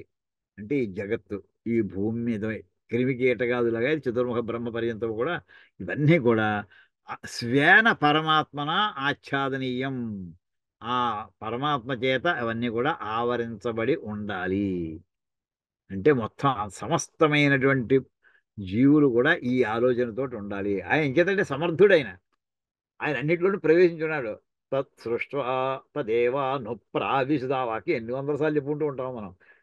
మనకి తైత్రీయోపనిషత్తులో వాక్యం అండి, ఆనందవల్లిలోది. ఆ రకంగా స్వేన పరమాత్మన ఆచ్ఛాదనీయం, ఈ పరమాత్మ చేత ఆవరించబడి ఉండవలను. అంటే ఈ పరమాత్మ సర్వవ్యాపి అనేటటువంటి భావనతో నిత్యము మనం అలా మనుగడ జీవనం గడుపుకుంటూ ఉండాలి అని చెప్పి ఇక్కడ నెక్స్ట్ చెప్తారండి. అయితే అంటే ఇక్కడ ఏమై అశాశ్వతమైనటువంటి ఈ మిగతా ఈ జగత్తంతా కూడా శాశ్వతుడైనటువంటి పరమాత్మ చేత వ్యాపించబడి ఉండాలి. అంటే ఇంకా అప్పుడు అశాశ్వతత్వం కనిపించదండి. అంటే అశాశ్వతమైన ప్రతిదీ మనం చూసి ప్రతిదీ అశాశ్వతమైంది. ఓ కుర్చీ, ఓ టేబుల్, ఒక మనిషి, ఇంకో జంతువు, ఏదైనా సరే మనం చూసి అవన్నీ కూడా ఎప్పుడైతే పోయాయో వాటిలో అశాశ్వతత్వాన్ని మనం దీంతో శాశ్వతత్వమైనటువంటి ఆలోచనతో నింపేసామనుకోండి, మనకి ఏది జ్ఞాపకం వస్తుంది? నిత్యం మన మనసు అంతా కూడా నిత్యం శాశ్వతత్వం గురించినే ఆలోచన ఉంటే అది పోయినా కానీ దాని వెనకాల శాశ్వతమైన ఇంకోటి ఉండిపోయిందయ్యా అని అదే మిగులుతుందండి. ఎలాగట చెప్పండి. యథ యథ చందన చెప్పండి. అగర్ యథ చందన అగరు ఆదేహ అంటే చందనం మంచి గంధం చెట్టు. అగరు ఇది కూడా ఇంకో రకం చెట్టు అండి. మామూలుగా సంస్కృతంలో భాస్కరాచార్య లీలావతిలో అగురు అని రాస్తాడండి. మనం అగరవత్తి అంటాం. అసలు పదం అగురుట్ అండి. అగురు అదో చిన్న మొక్క, అగురు మొక్క ఏమండి. నీలగొరెడ్డి మొక్కలాంటి మొక్కది. అది మనకి అగరవత్తికి వాడేటువంటి పదార్థం దాంట్లోంచి తయారు చేసేవాట. అది అగురు కాస్త అగరలోకి వచ్చేసింది అని ఇక్కడ ఈ వీరు శంకరాచార్యులు అగర అంటే ఇది పర్యాయపదంగా ఉందేమో ఒకవేళ. చందన అగరువాదేహే అంటే చందనము అగరు మొదలైనటువంటి ఆ మొక్క పడంగా నీళ్లతోటి నానుతూ ఉందనుకోండి, వాసన వస్తుంది చివరికి. చందనం మంచి గంధమే కరెక్టే, కానీ మామూలు ఇప్పుడు ఉన్న కండిషన్ ఏంటంటే చందన అగర్వాదే ఉదకాది సంబంధజ క్లేదాదిజం ఔపాధికం దౌర్గంధ్యం. అది మొదల వాసన, దుర్గంధం వాసన వస్తుంది. అది కుళ్ళు వాసన వస్తుంది. ఇప్పుడు ఇంట్లో మనం ఏదైనా వస్తువు నిలవసరు కంటాం చూసారా, దేనివల్ల వచ్చిందయ్యా? అది చందనమే, అది అగరవత్తే, దానికి సంబంధించిందే. కానీ నీళ్లలో నానబెట్టేవాడికి కుళ్ళు వాసన ఎలా అయితే వస్తుందో అంటే ఉదక చూడండి, ఉదకాది సంబంధజ ఉదకము మొదలైనటువంటి వాటితోటి ఉండడం వల్ల క్లేదాదిజం అంటే బురద, ఆ నీటి చుట్టూ నాసు, ఇవన్నీ ఎప్పుడైతే దాని చుట్టూ క్లేదాదిజం అంటే బురద ఇలాంటివి, దానివల్ల ఏమొస్తుందంటే ఔపాధికం దౌర్గంధ్యం.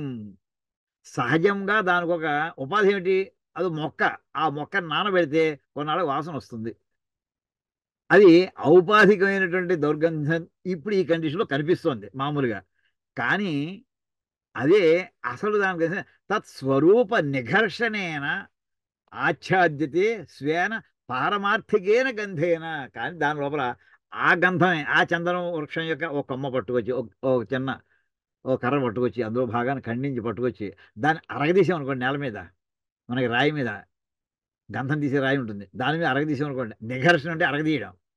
తత్స్వరూప నిఘర్షణేనా ఆ గంధాన్ని కనుక గంధపు చెక్కని పట్టుకొచ్చి గంధపు రాతి మీద కనుక మనం గంధం తీసి రాయి మీద కనుక గట్టిగా అరగదీస్తే అప్పుడు ఏమొస్తుంది?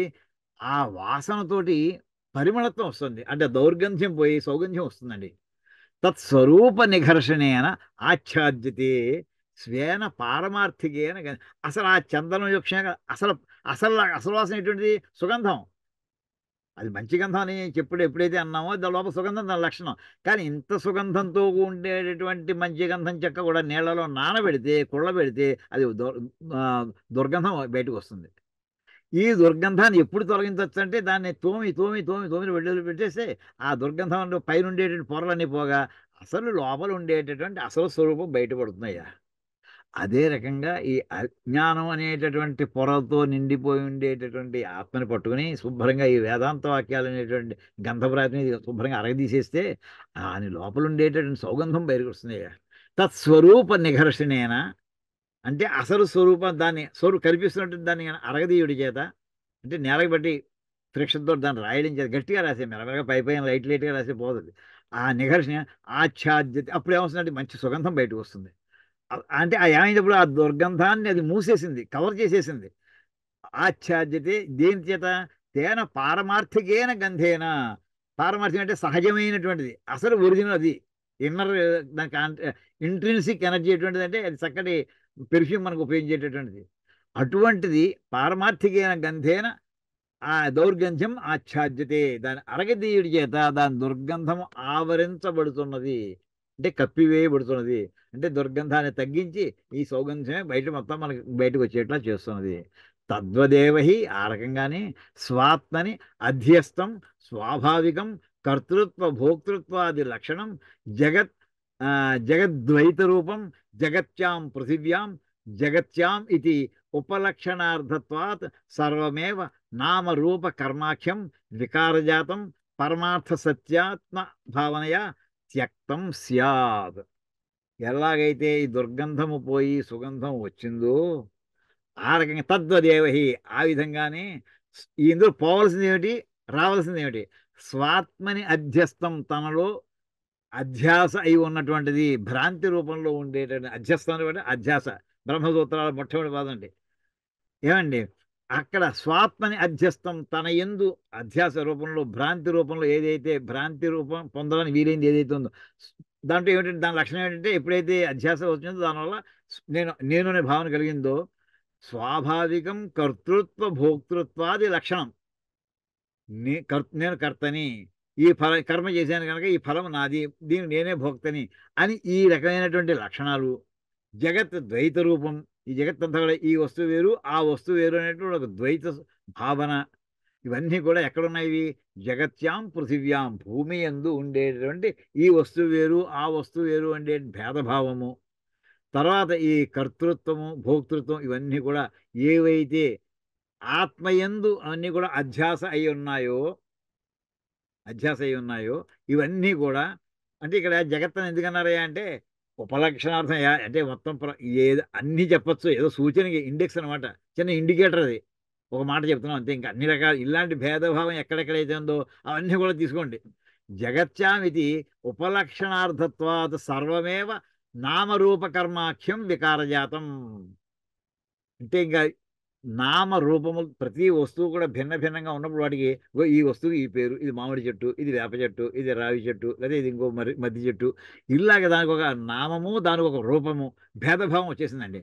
అంచేత నామరూప కర్మములు, వీడు సైకిల్ తొక్కుతాడు, వీడు కారులో పెడతాడు, వీడు స్కూటర్ పెడతాడు, ఇవన్నీ రకరకాల పనులు, ఇలా అనంత కోటి పనులు ఉన్నాయి. నామరూప కర్మాఖ్యం వికారజాతం, ఇవన్నీ కూడా మార్పు చెందేటటువంటి లక్షణములు కలిగినటువంటివి. శాశ్వతంగా ఒకే పనిలో ఉంటాడా వాడు? లేదు, కాసేపు సైకిల్ తొక్కుతాడు, కాసేపు ఇంకో పనిలో ఉంటాడు, ఇంకో పనిలో ఇంకో తర్వాత ఉంటాడు, ఇలా నిత్యం మార్పు చెందేటటువంటి వాడు. ఇవన్నీ కూడా ఈ రకమైనటువంటి జగత్యాం అంటే ఇన్ని రకాల ఇవన్నీ కూడా చెప్పడం కోసం చిన్న ఒక మాట జగత్తని వేశారయ్యా. ఎట్సెట్రా అనమాట. ఉపలక్షణం అంటే ఎట్సెట్రా అనడానికి దాంట్లో చాలా ఉన్నాయి చెప్పనివి. అంటే ఉపలక్షణార్థత్వాలు ఇవన్నీ కూడా ఈ సమస్తమైనటువంటి వస్తుజాతము కూడా ఏమవుతాయా? ఇదంతా దుర్గంధానికి సంబంధించినటువంటి ఉదాహరణ, దాని పోలిక. దానికి సౌగంధ్యానికి పరమార్థ సత్యాత్మ భావనయా. పరమార్థం ఏది? పరమార్థ సత్యం ఏంటి? పారమార్థిక సత్యం అంటామండి, శంకరాచార్య వారు చెప్పింది. పారమార్థిక సత్యం ఏంటంటే అహం అయమాత్మ బ్రహ్మ. ఇందాక చెప్పామండి, నేనే అహం బ్రహ్మాస్మి అంటే బ్రహ్మాత్మ భావన. మామూలుగా మనం ఇప్పుడు ఉన్న భావన ఏంటంటే ఈ పదాలు కొంచెం కీవర్డ్స్ కింద జ్ఞాపకం ఉంచుకోండి. దేహాత్మ భావన, బ్రహ్మాత్మ భావన ఆపోజిట్ వర్డ్స్ అండి. దేహాత్మ భావన అంటే ఈ ఆత్మ అంటే అక్కడ దేహమే నేను అనే భావనలో ఉండడం అండి. బ్రహ్మాత్మ భావన అంటే బ్రహ్మమే నేను అనే భావన. ఇక్కడ నేను అనేది ఇందాకటి నేను కాదు, ఇక్కడ నేను వేరు. అంటే దాన్ని నేనే పదం వస్తుంది, ఆత్మ అంటే నేనని చెప్పాలి. అంటే దేహాత్మ భావన పోయి బ్రహ్మాత్మ భావన రావాలి. ఈ బ్రహ్మాత్మ భావన ఏమంటారయ్యా? ఇది శాశ్వతమైన సత్యం. అంటే సత్యాలు 3 రకాలు చెప్పారండి: ప్రాతిభాసిక సత్యం, వ్యావహారిక సత్యం, పారమార్థిక సత్యం. ప్రాతిభాసిక అంటే భ్రాంతి పడుతున్న సమయంలో ఒక తాడు ఉంది, ఈ ప్రసిద్ధమైన అందరికీ తెలుసుందే, తాడు ఉంది, ఆ తాడును వాడు పాము అనుకున్నాడు, అనుకున్న క్షణంలో అదేమిటి వాడికి? అది పామే.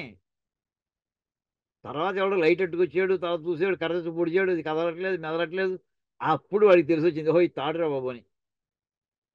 అంటే మొట్టమొదట ఆ భ్రాంతిలో ఉన్నంతసేపు ఆ వస్తువు ఆ భ్రాంతి రూపం ఏదైతే వాడికి వచ్చిందో అది వాడికి సత్యమా కాదా? వాడు ఒళ్ళంతా చెమటట్టేస్తున్నాయి, వాడికి చొక్కా తడిసిపోతుంది. ఏం చేద్దంటే వాడికి వణుకు వచ్చేస్తుంది పాముని. అది కాటేస్తుంది, కదులుతోందండో, తల కూడా ఎత్తుతోందండో, అంటే గాలికి ఏదో అటు ఇటు ఊగుతుంది తాడు. అది అండి అది పడగెత్తుతోంది, దాని మీదకి వచ్చేస్తుంది కూడా. ఆగదు, ఇంక మీదకి వచ్చేస్తుంది. నేను ఏం చేయాలి? ఈ రకమైన ఇంత కూడా భ్రాంతిలో ఉన్నంతసేపు అది సత్యమే. దాన్ని ఏమంటారు? ఆ సత్యం అది టెంపరీ, అది పెర్మనెంట్ కాదు. అదే దాన్ని ఏమన్నా అంటే ప్రాతిభాసిక సత్యం. లైట్ ఎట్టుకొచ్చాడు, అరే రే రే రే ఇందాక చెప్పాము అనుకున్నాను రా, ఇది తాడే కదా, ఇదే నన్నేం చేయదు. ఇక్కడ చూడండి, అది తాడు, నేను తాడు వేరు, నేను వేరు అని ఈ రెండిట్లోనూ ఉన్నాడండి. ఇది వ్యావహారిక సత్యం అండి. మూడో రకం సత్యం ఉంది, అరే ఆ తాడులో ఉన్నది పరబ్రహ్మమే, నాలో ఉన్నది పరబ్రహ్మమే అని ఈ భావన ఇంకా రాలేదు. వ్యావహారిక సత్యం సెకండ్ స్టేజ్లో ఉన్నప్పుడు. ఈ మూడోది అంటే తాడులో ఉన్నది పరబ్రహ్మమే, నాలో ఉన్నది పరబ్రహ్మమే, రెండు ఒకటే. దాని ఇందాక బ్రహ్మాత్మభావం, ఇది పారమార్థిక సత్యం అండి. ఇది గుర్తెట్టుకోండి, కీవర్డ్స్ ఇవి. ఈ పారమార్థిక సత్యం గురించి, ఈ పారమార్థిక సత్యాత్మ భావనయా అప్పుడు ఏమవుతుందంటే, రే ఇందాక తాడు వేరు నేను వేరు అనుకున్నాను, అది పొరపాటు అని అప్పుడు ముక్త స్థితిలో అనుకుంటాడండి వాడు. అప్పుడు వాడు ఈ భావాన్ని కూడా వదిలిపెట్టేస్తాడు. ఇది వేరు అది వేరు అనే భావాన్ని వదిలిపెట్టేస్తాడు. అది థర్డ్ లెవెల్ ట్రూత్ అండి. ఇక్కడ ఏవం ఈశ్వరాత్మ భావన, అది ఎప్పుడది? ఈశ్వరాత్మ భావనయా యుక్తస్య, ఈశ్వరుడే ఆత్మభావనయా, ఈశ్వరుడి సర్వేశ్వరుడే నాలో ఉన్నవాడు అనే భావన ఎప్పుడైతే వచ్చిందో యుక్తస్య, అటువంటి వ్యక్తికి పుత్రాద్యేషణ పాత్ర పుత్రాది ఏషణాత్రయ సన్యాస ఏవ అధికార న కర్మసు. ఇది జ్ఞాని అయినటువంటి వాడికి, అంటే బ్రహ్మాత్మ భావన ఎవరు కలుగుతుందంటే జ్ఞాని అయినప్పుడు బ్రహ్మాత్మ భావన ఏర్పడింది. రివర్స్లో బ్రహ్మాత్మ భావన అయినటువంటి వాడిని జ్ఞాని అని అంటారు. వాడికి సరి అయిన జ్ఞానం లభించింది. ఇంకా వాడికి దేని యందు అధికారం ఉంది, దేని యందు అధికారం లేదు, ఏది చెయ్యొచ్చు ఏది చెయ్యకూడదు. అధికారం అంటే ఏది చెయ్యొచ్చు ఏది చేయకూడదు, ఆ మాట చెప్తున్నారండి. ఏవం ఈశ్వరాత్మ భావనయా యుక్తస్య, సర్వమో పరమేశ్వరుడే. ఇంక పరమేశ్వరుడు తప్ప ఆయన ఏ వస్తువులోనూ ఏది కనిపించట్లేదు. ప్రతి వస్తువులోనూ పరమేశ్వరుడే కనిపిస్తున్నాడు. సర్వం సర్వం ఖల్విదం బ్రహ్మ, మొత్తం అంతా కూడా బ్రహ్మ పదార్థంతో నిండిపోయి ఉంది. ఈ వాక్యాలన్నీ కూడా ఒకటే అర్థం అండి. అంతా కూడా ఒకటే, ఇదంతా పరమేశ్వరుడే అనేటటువంటి భావంతో కూడి ఉన్నటువంటి వాడికి, వాడి అంటే వాడు సన్యాసి భావంలో వచ్చేసాడు.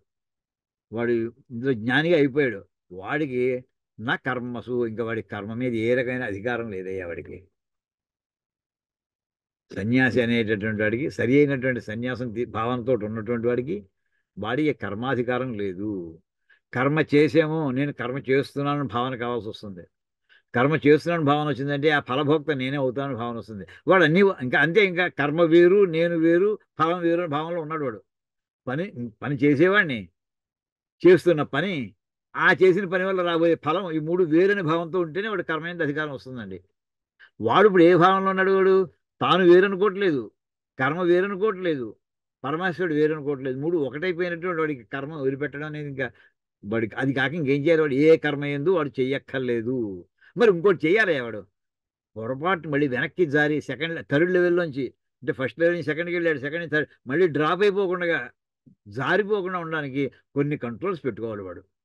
ఏమిటంటే ఇక్కడ చెప్తున్నారని, పుత్రాద్యేషణత్రయ సంన్యాస ఏవ అధికార. వాడు మూడు మాత్రం ఇచ్చేసి తీరవలసిందే. మూడింటిని ఏషణత్రయాన్ని వాడు సన్యాసం చేయాలి, ఇవి వదిలిపెట్టేవలసిందే. ఏషణత్రయ సన్యాస అంటే పుత్రేషణ, దారేషణ, ధనేషణ. ధనేషణ అంటే నాకు ధనం కావాలి, అంటే మనందరూ కూడా డబ్బు కాకపోతే రేపొద్దున మనకి ఎలా గడుస్తుంది అనే భావన ఉంటే వాళ్ళే. అది అనే పెన్షన్ వల్ల వస్తుందా, ఉద్యోగం చేస్తే వస్తుందా, ఇంకో రకం చేస్తే వస్తుందా, వ్యవసాయం చేస్తే వస్తుందా, అది తర్వాత విషయం. ధనము కావాలి, ధనం మీద అందరికీ కూడా అంత ధనం సెంటర్డ్ మన యాక్టివిటీస్ అన్నీ కూడా మనీ సెంటర్డ్. అది ఒక కోరిక. ఇదంతా ఎవరికి సంపాదించిస్తావయ్యా? కొడుకు సంపాదిద్దామని. ద్రోణాచార్యులు చివరికి ఎందుకండి భీముడు ఆఖరి మాట, ఎంత గొప్ప మాట అడిగాడు భీముడు. ఏమయ్యా చివరికి ఏంటి? అశ్వత్థామహత కుంజర అని ముందర భీముడు అన్నాడు. ఒప్పుకోలేదు ద్రోణాచార్యులు. నీ వల్ల చావాళ్ళేమో అశ్వత్థామ అన్నాడు. చెప్తే మీ అన్నయ్యకే చెప్పించన్నాడు.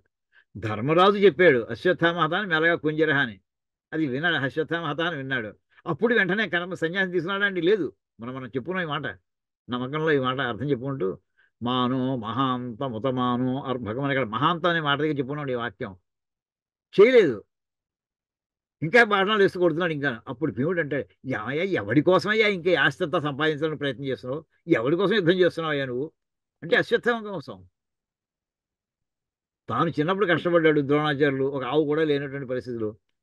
ఈవేళ నా కొడుకు అలా ఉండాలి, వాడి అన్ని సమస్త సౌఖ్యాలు నేను ఏర్పాటు చేయాలి అనేటటువంటి ఆ పుత్రేషణతో ఉన్నాడండి ద్రోణాచార్యులు. ఎగ్జాంపుల్ అండి, బెస్ట్ ఎగ్జాంపుల్ ఎవరంటే ద్రోణాచార్యులు. పుత్రేషణ, నా కొడుకు నా కొడుకు నా కొడుకు అనుకుంటూ చివరి దాకా యుద్ధం చేశాడు.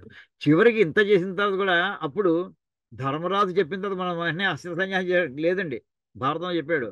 ఇంకా మళ్ళీ తను మళ్ళీ కన్ఫర్మ్ అశ్వత్థామా అశ్వత్థామా అని గట్టిగా కేకలేసేటండి. అప్పుడు కూడా రెస్పాన్స్ అవ్వకపోతే ఆహో ధర్మరాజు చెప్పింది వాస్తవం ఉంటుంది అని చెప్పి అప్పుడు అతను అస్త్ర సన్యాసం చేశాడండి. ఇంకా అశ్వత్థామ ఎక్కడ రెఫరాలు వచ్చినా ఇంకోటి ఎవరైనా పలికినా వెంటనే అస్త్ర సన్యాసం చేసేవాడు కాదనమాట. అంటే అది మొట్టమొదటి దుర్యోధనుడు చెప్పాడు, అశ్వత్థామ బతికున్నంతసేపే నేను యుద్ధం చేస్తాను అని మొట్టమొదటి చెప్పాడు.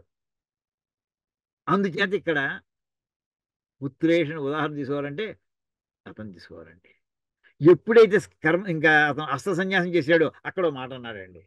చూడండి ఇంత గొప్ప ఇంత భయంకరమైనటువంటి పుత్రాభిమానం ఉన్నటువంటి ద్రోణాచార్యులు ఈ క్షణం నుంచి నేను సమస్తాన్ని త్యజిస్తున్నాను అని మాట అనేసాడండి. ఏమిటి వదిలేశాడు అక్కడ? పుత్రేషను కూడా వదిలేశాడు. తను నిర్ణయించుకున్నాడు, ఇంకెక్కడ నాకు కొడుకులతో సంబంధం లేదు సమస్తాన్ని అంటూ ఇంకొక మాట అన్నాడండి. అక్కడ ఆతుర సన్యాసం అనే మాట వాడుకున్నామండి. అక్కడ ఎదురుకున్న దృష్టజముడు చంపేయడానికి సిద్ధమైపోయి కత్తితో వచ్చేయడానికి సిద్ధంగా ఉన్నాడు. ఎప్పుడు అవకాశం దొరుకుతున్నా తను నరికేద్దామని. వెంటనే తండ్రి ఆతుర సన్యాసం అప్పటికప్పుడు ఎమర్జెన్సీ సన్యాసం అండి. ఎమర్జెన్సీలో సన్యాసం తీసుకోవడం అంటే టైం తక్కువ ఉంది. ఇంకా మళ్ళీ కర్మ ప్రకారం ఎవరిని పురోహితుని పిలవడం, పాత్రలని పెట్టుకోవడం, సన్యాసం తీసుకోవడం, వస్త్రాలు వదలడం, నదిలో స్నానం ఇవన్నీ లేదు, టైం లేదు అక్కడ. అప్పటికప్పుడు అనుకోవడం, సన్యాసం తీసేసుకోవడం అండి. దాన్ని చెప్పవలసిన ఏంటంటే నా వలన ఈ క్షణం నుంచి ఏ జీవికి కూడా అపకారం జరగదు అని ఒక మాట అనాలిటండి. ఇది లాస్ట్ వర్డ్ అండి ఎవరికైనా సరే. ఈ క్షణం నుంచి నా వలన ఏ జీవికి అపకారం జరగదు. చీమ కావచ్చు, చతుర్ముఖ బ్రహ్మ కావచ్చు, ఎవరిని హింసించను. అహింస అనే మాటకి అక్కడ అర్థాన్ని వాక్యం చెప్పిన తర్వాత అప్పటికి ఆతుర సన్యాసం కంప్లీట్ అవుతుందండి. చేసి అతను ఎందుకు వచ్చేసేటప్పటికి ఈశ్వరాత్మ భావనయ ఓంకారాన్ని ఉచ్చరించుకున్నట్టండి. ఎంతో టైం లేదు, 1/2 నిమిషం 30 సెకండ్ల లోపుగా అతను ఆత్మానుసంధానం చేసుకోగలిగాడండి. శరీర భావాన్ని వదిలేసాడండి. మనసును వదిలేసాడండి. మనసుని కాస్త బుద్ధిలో లయం చేసేసాడు. బుద్ధిని బట్టి ఆత్మలో లయం చేసేసాడు. ఆత్మతో మొత్తం అన్ని కూడా ఈ శరీరం వదిలేయండి అన్నాడంతే. టక్కుని ఇందులో అన్ని వెళ్ళిపోయాయండి, ప్రాణాలతో సహా వెళ్ళిపోయాయి. ఇంకేం మిగిలిందంటే రథంలో డెడ్ బాడీ మిగిలిందండి. కళ్ళు మూసుకుని ఉన్నాడు. క్షణాల్లో జరిగిపోతుంది. అప్పటికి కూడా ప్రాణం వదిలేస్తారు. మనం ఊపిరి బిగబెట్టేస్తే ఒక 5 నిమిషం సేపు 1/2 నిమిషం సేపు మనం ఊపిరి బిగబెట్టచ్చు.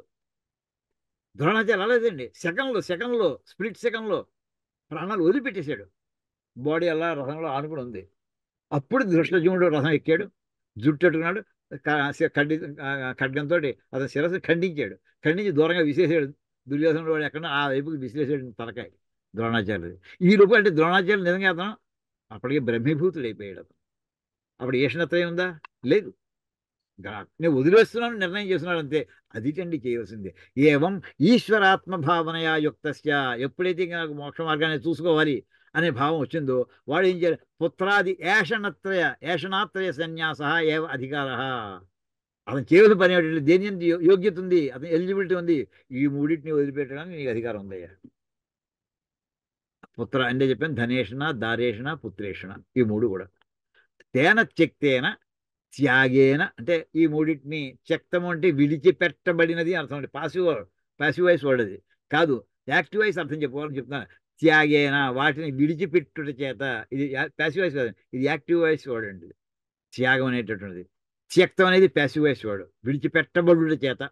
తేన త్యక్తేన త్యాగేన ఇత్యథ విడిచిపెట్టుట చేత అంటే నహి త్యక్త మృత పుత్రోవా భృత్యోవా ఆత్మ సంబంధితాయా అభావాత్ ఆత్మానం పాలయతి అతః త్యాగేన ఇది అయమేవ వేదార్థ.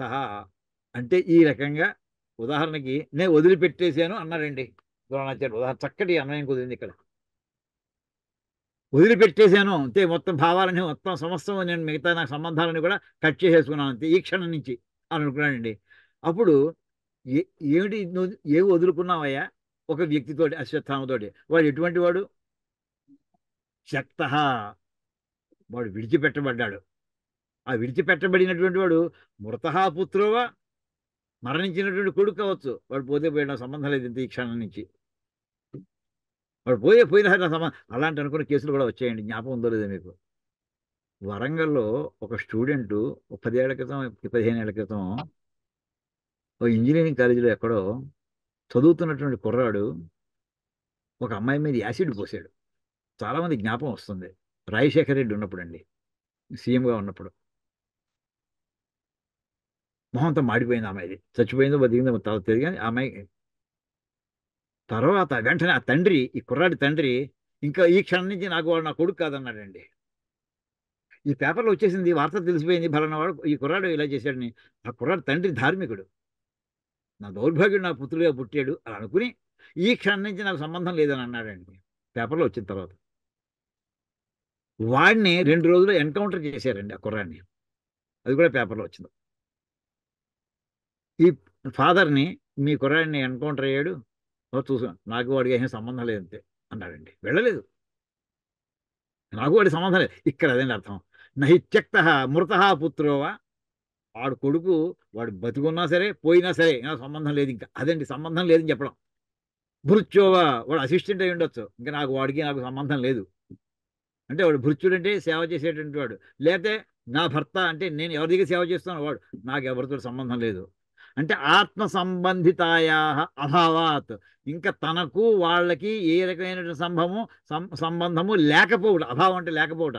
నాకు వాడు బతుకుంటేనేమిటి పోతేనేమిటి, నాకు వాళ్ళకి ఏ సంబంధము లేదు అనేటటువంటి కారణం చేత ఇప్పుడు ఇలాంటి వాడు ఏం చేయాలట? ఈ త్యాగ భావంతో ఉన్నటువంటి వాడు ఆత్మానం పాలయతి, తనని ఈ రకంగా పరిపాలించుకోవాలి, జాగ్రత్త చేసుకోవాలి వాడు ఈ భావాన్ని. అహం బ్రహ్మాస్మి అనే భావాన్ని జాగ్రత్త చేసుకోవాలి. అత త్యాగేన అంటే మిగతా ఇంకా దేహాత్మ భావాన్ని ఇన్ఫ్లుయెన్స్ చేసే భావాన్ని కలిగించేటటువంటి సన్నివేశాలు ఏవైతే ఉన్నాయో వాటన్నిటినీ వదిలిపెట్టేసేయి. అదండి ఇక్కడ. ఏది వదిలిపెట్టాలంటే డబ్బు వదిలిపెట్టేసి, శరీరం మమకారం వదిలిపెట్టేసి, సంబంధాలు కూడా వదిలిపెట్టేసి, అంతే మొత్తం ఎవరితోటి కూడా నాకు సంబంధం లేదని చెప్పేసి ఆత్మానం పాలయతి అత త్యాగేన ఇత్యయమేవ వేద. ఇదే ఈ మంత్రానికి అర్థం. తేన త్యక్తేన భుంజీథా అనేది అంటూ త్యాగం చేసి జీవితాన్ని గడుపు అంటే ఎవరు? సన్యాస భావంలోకి వెళ్ళిపోయినటువంటి వాడు. ఇది వేదార్థం. ఈ వేద మంత్రానికి అర్థం ఏంటంటే అత త్యాగేన ఇత్యయమేవ వేద, ఇదే వేదార్థము.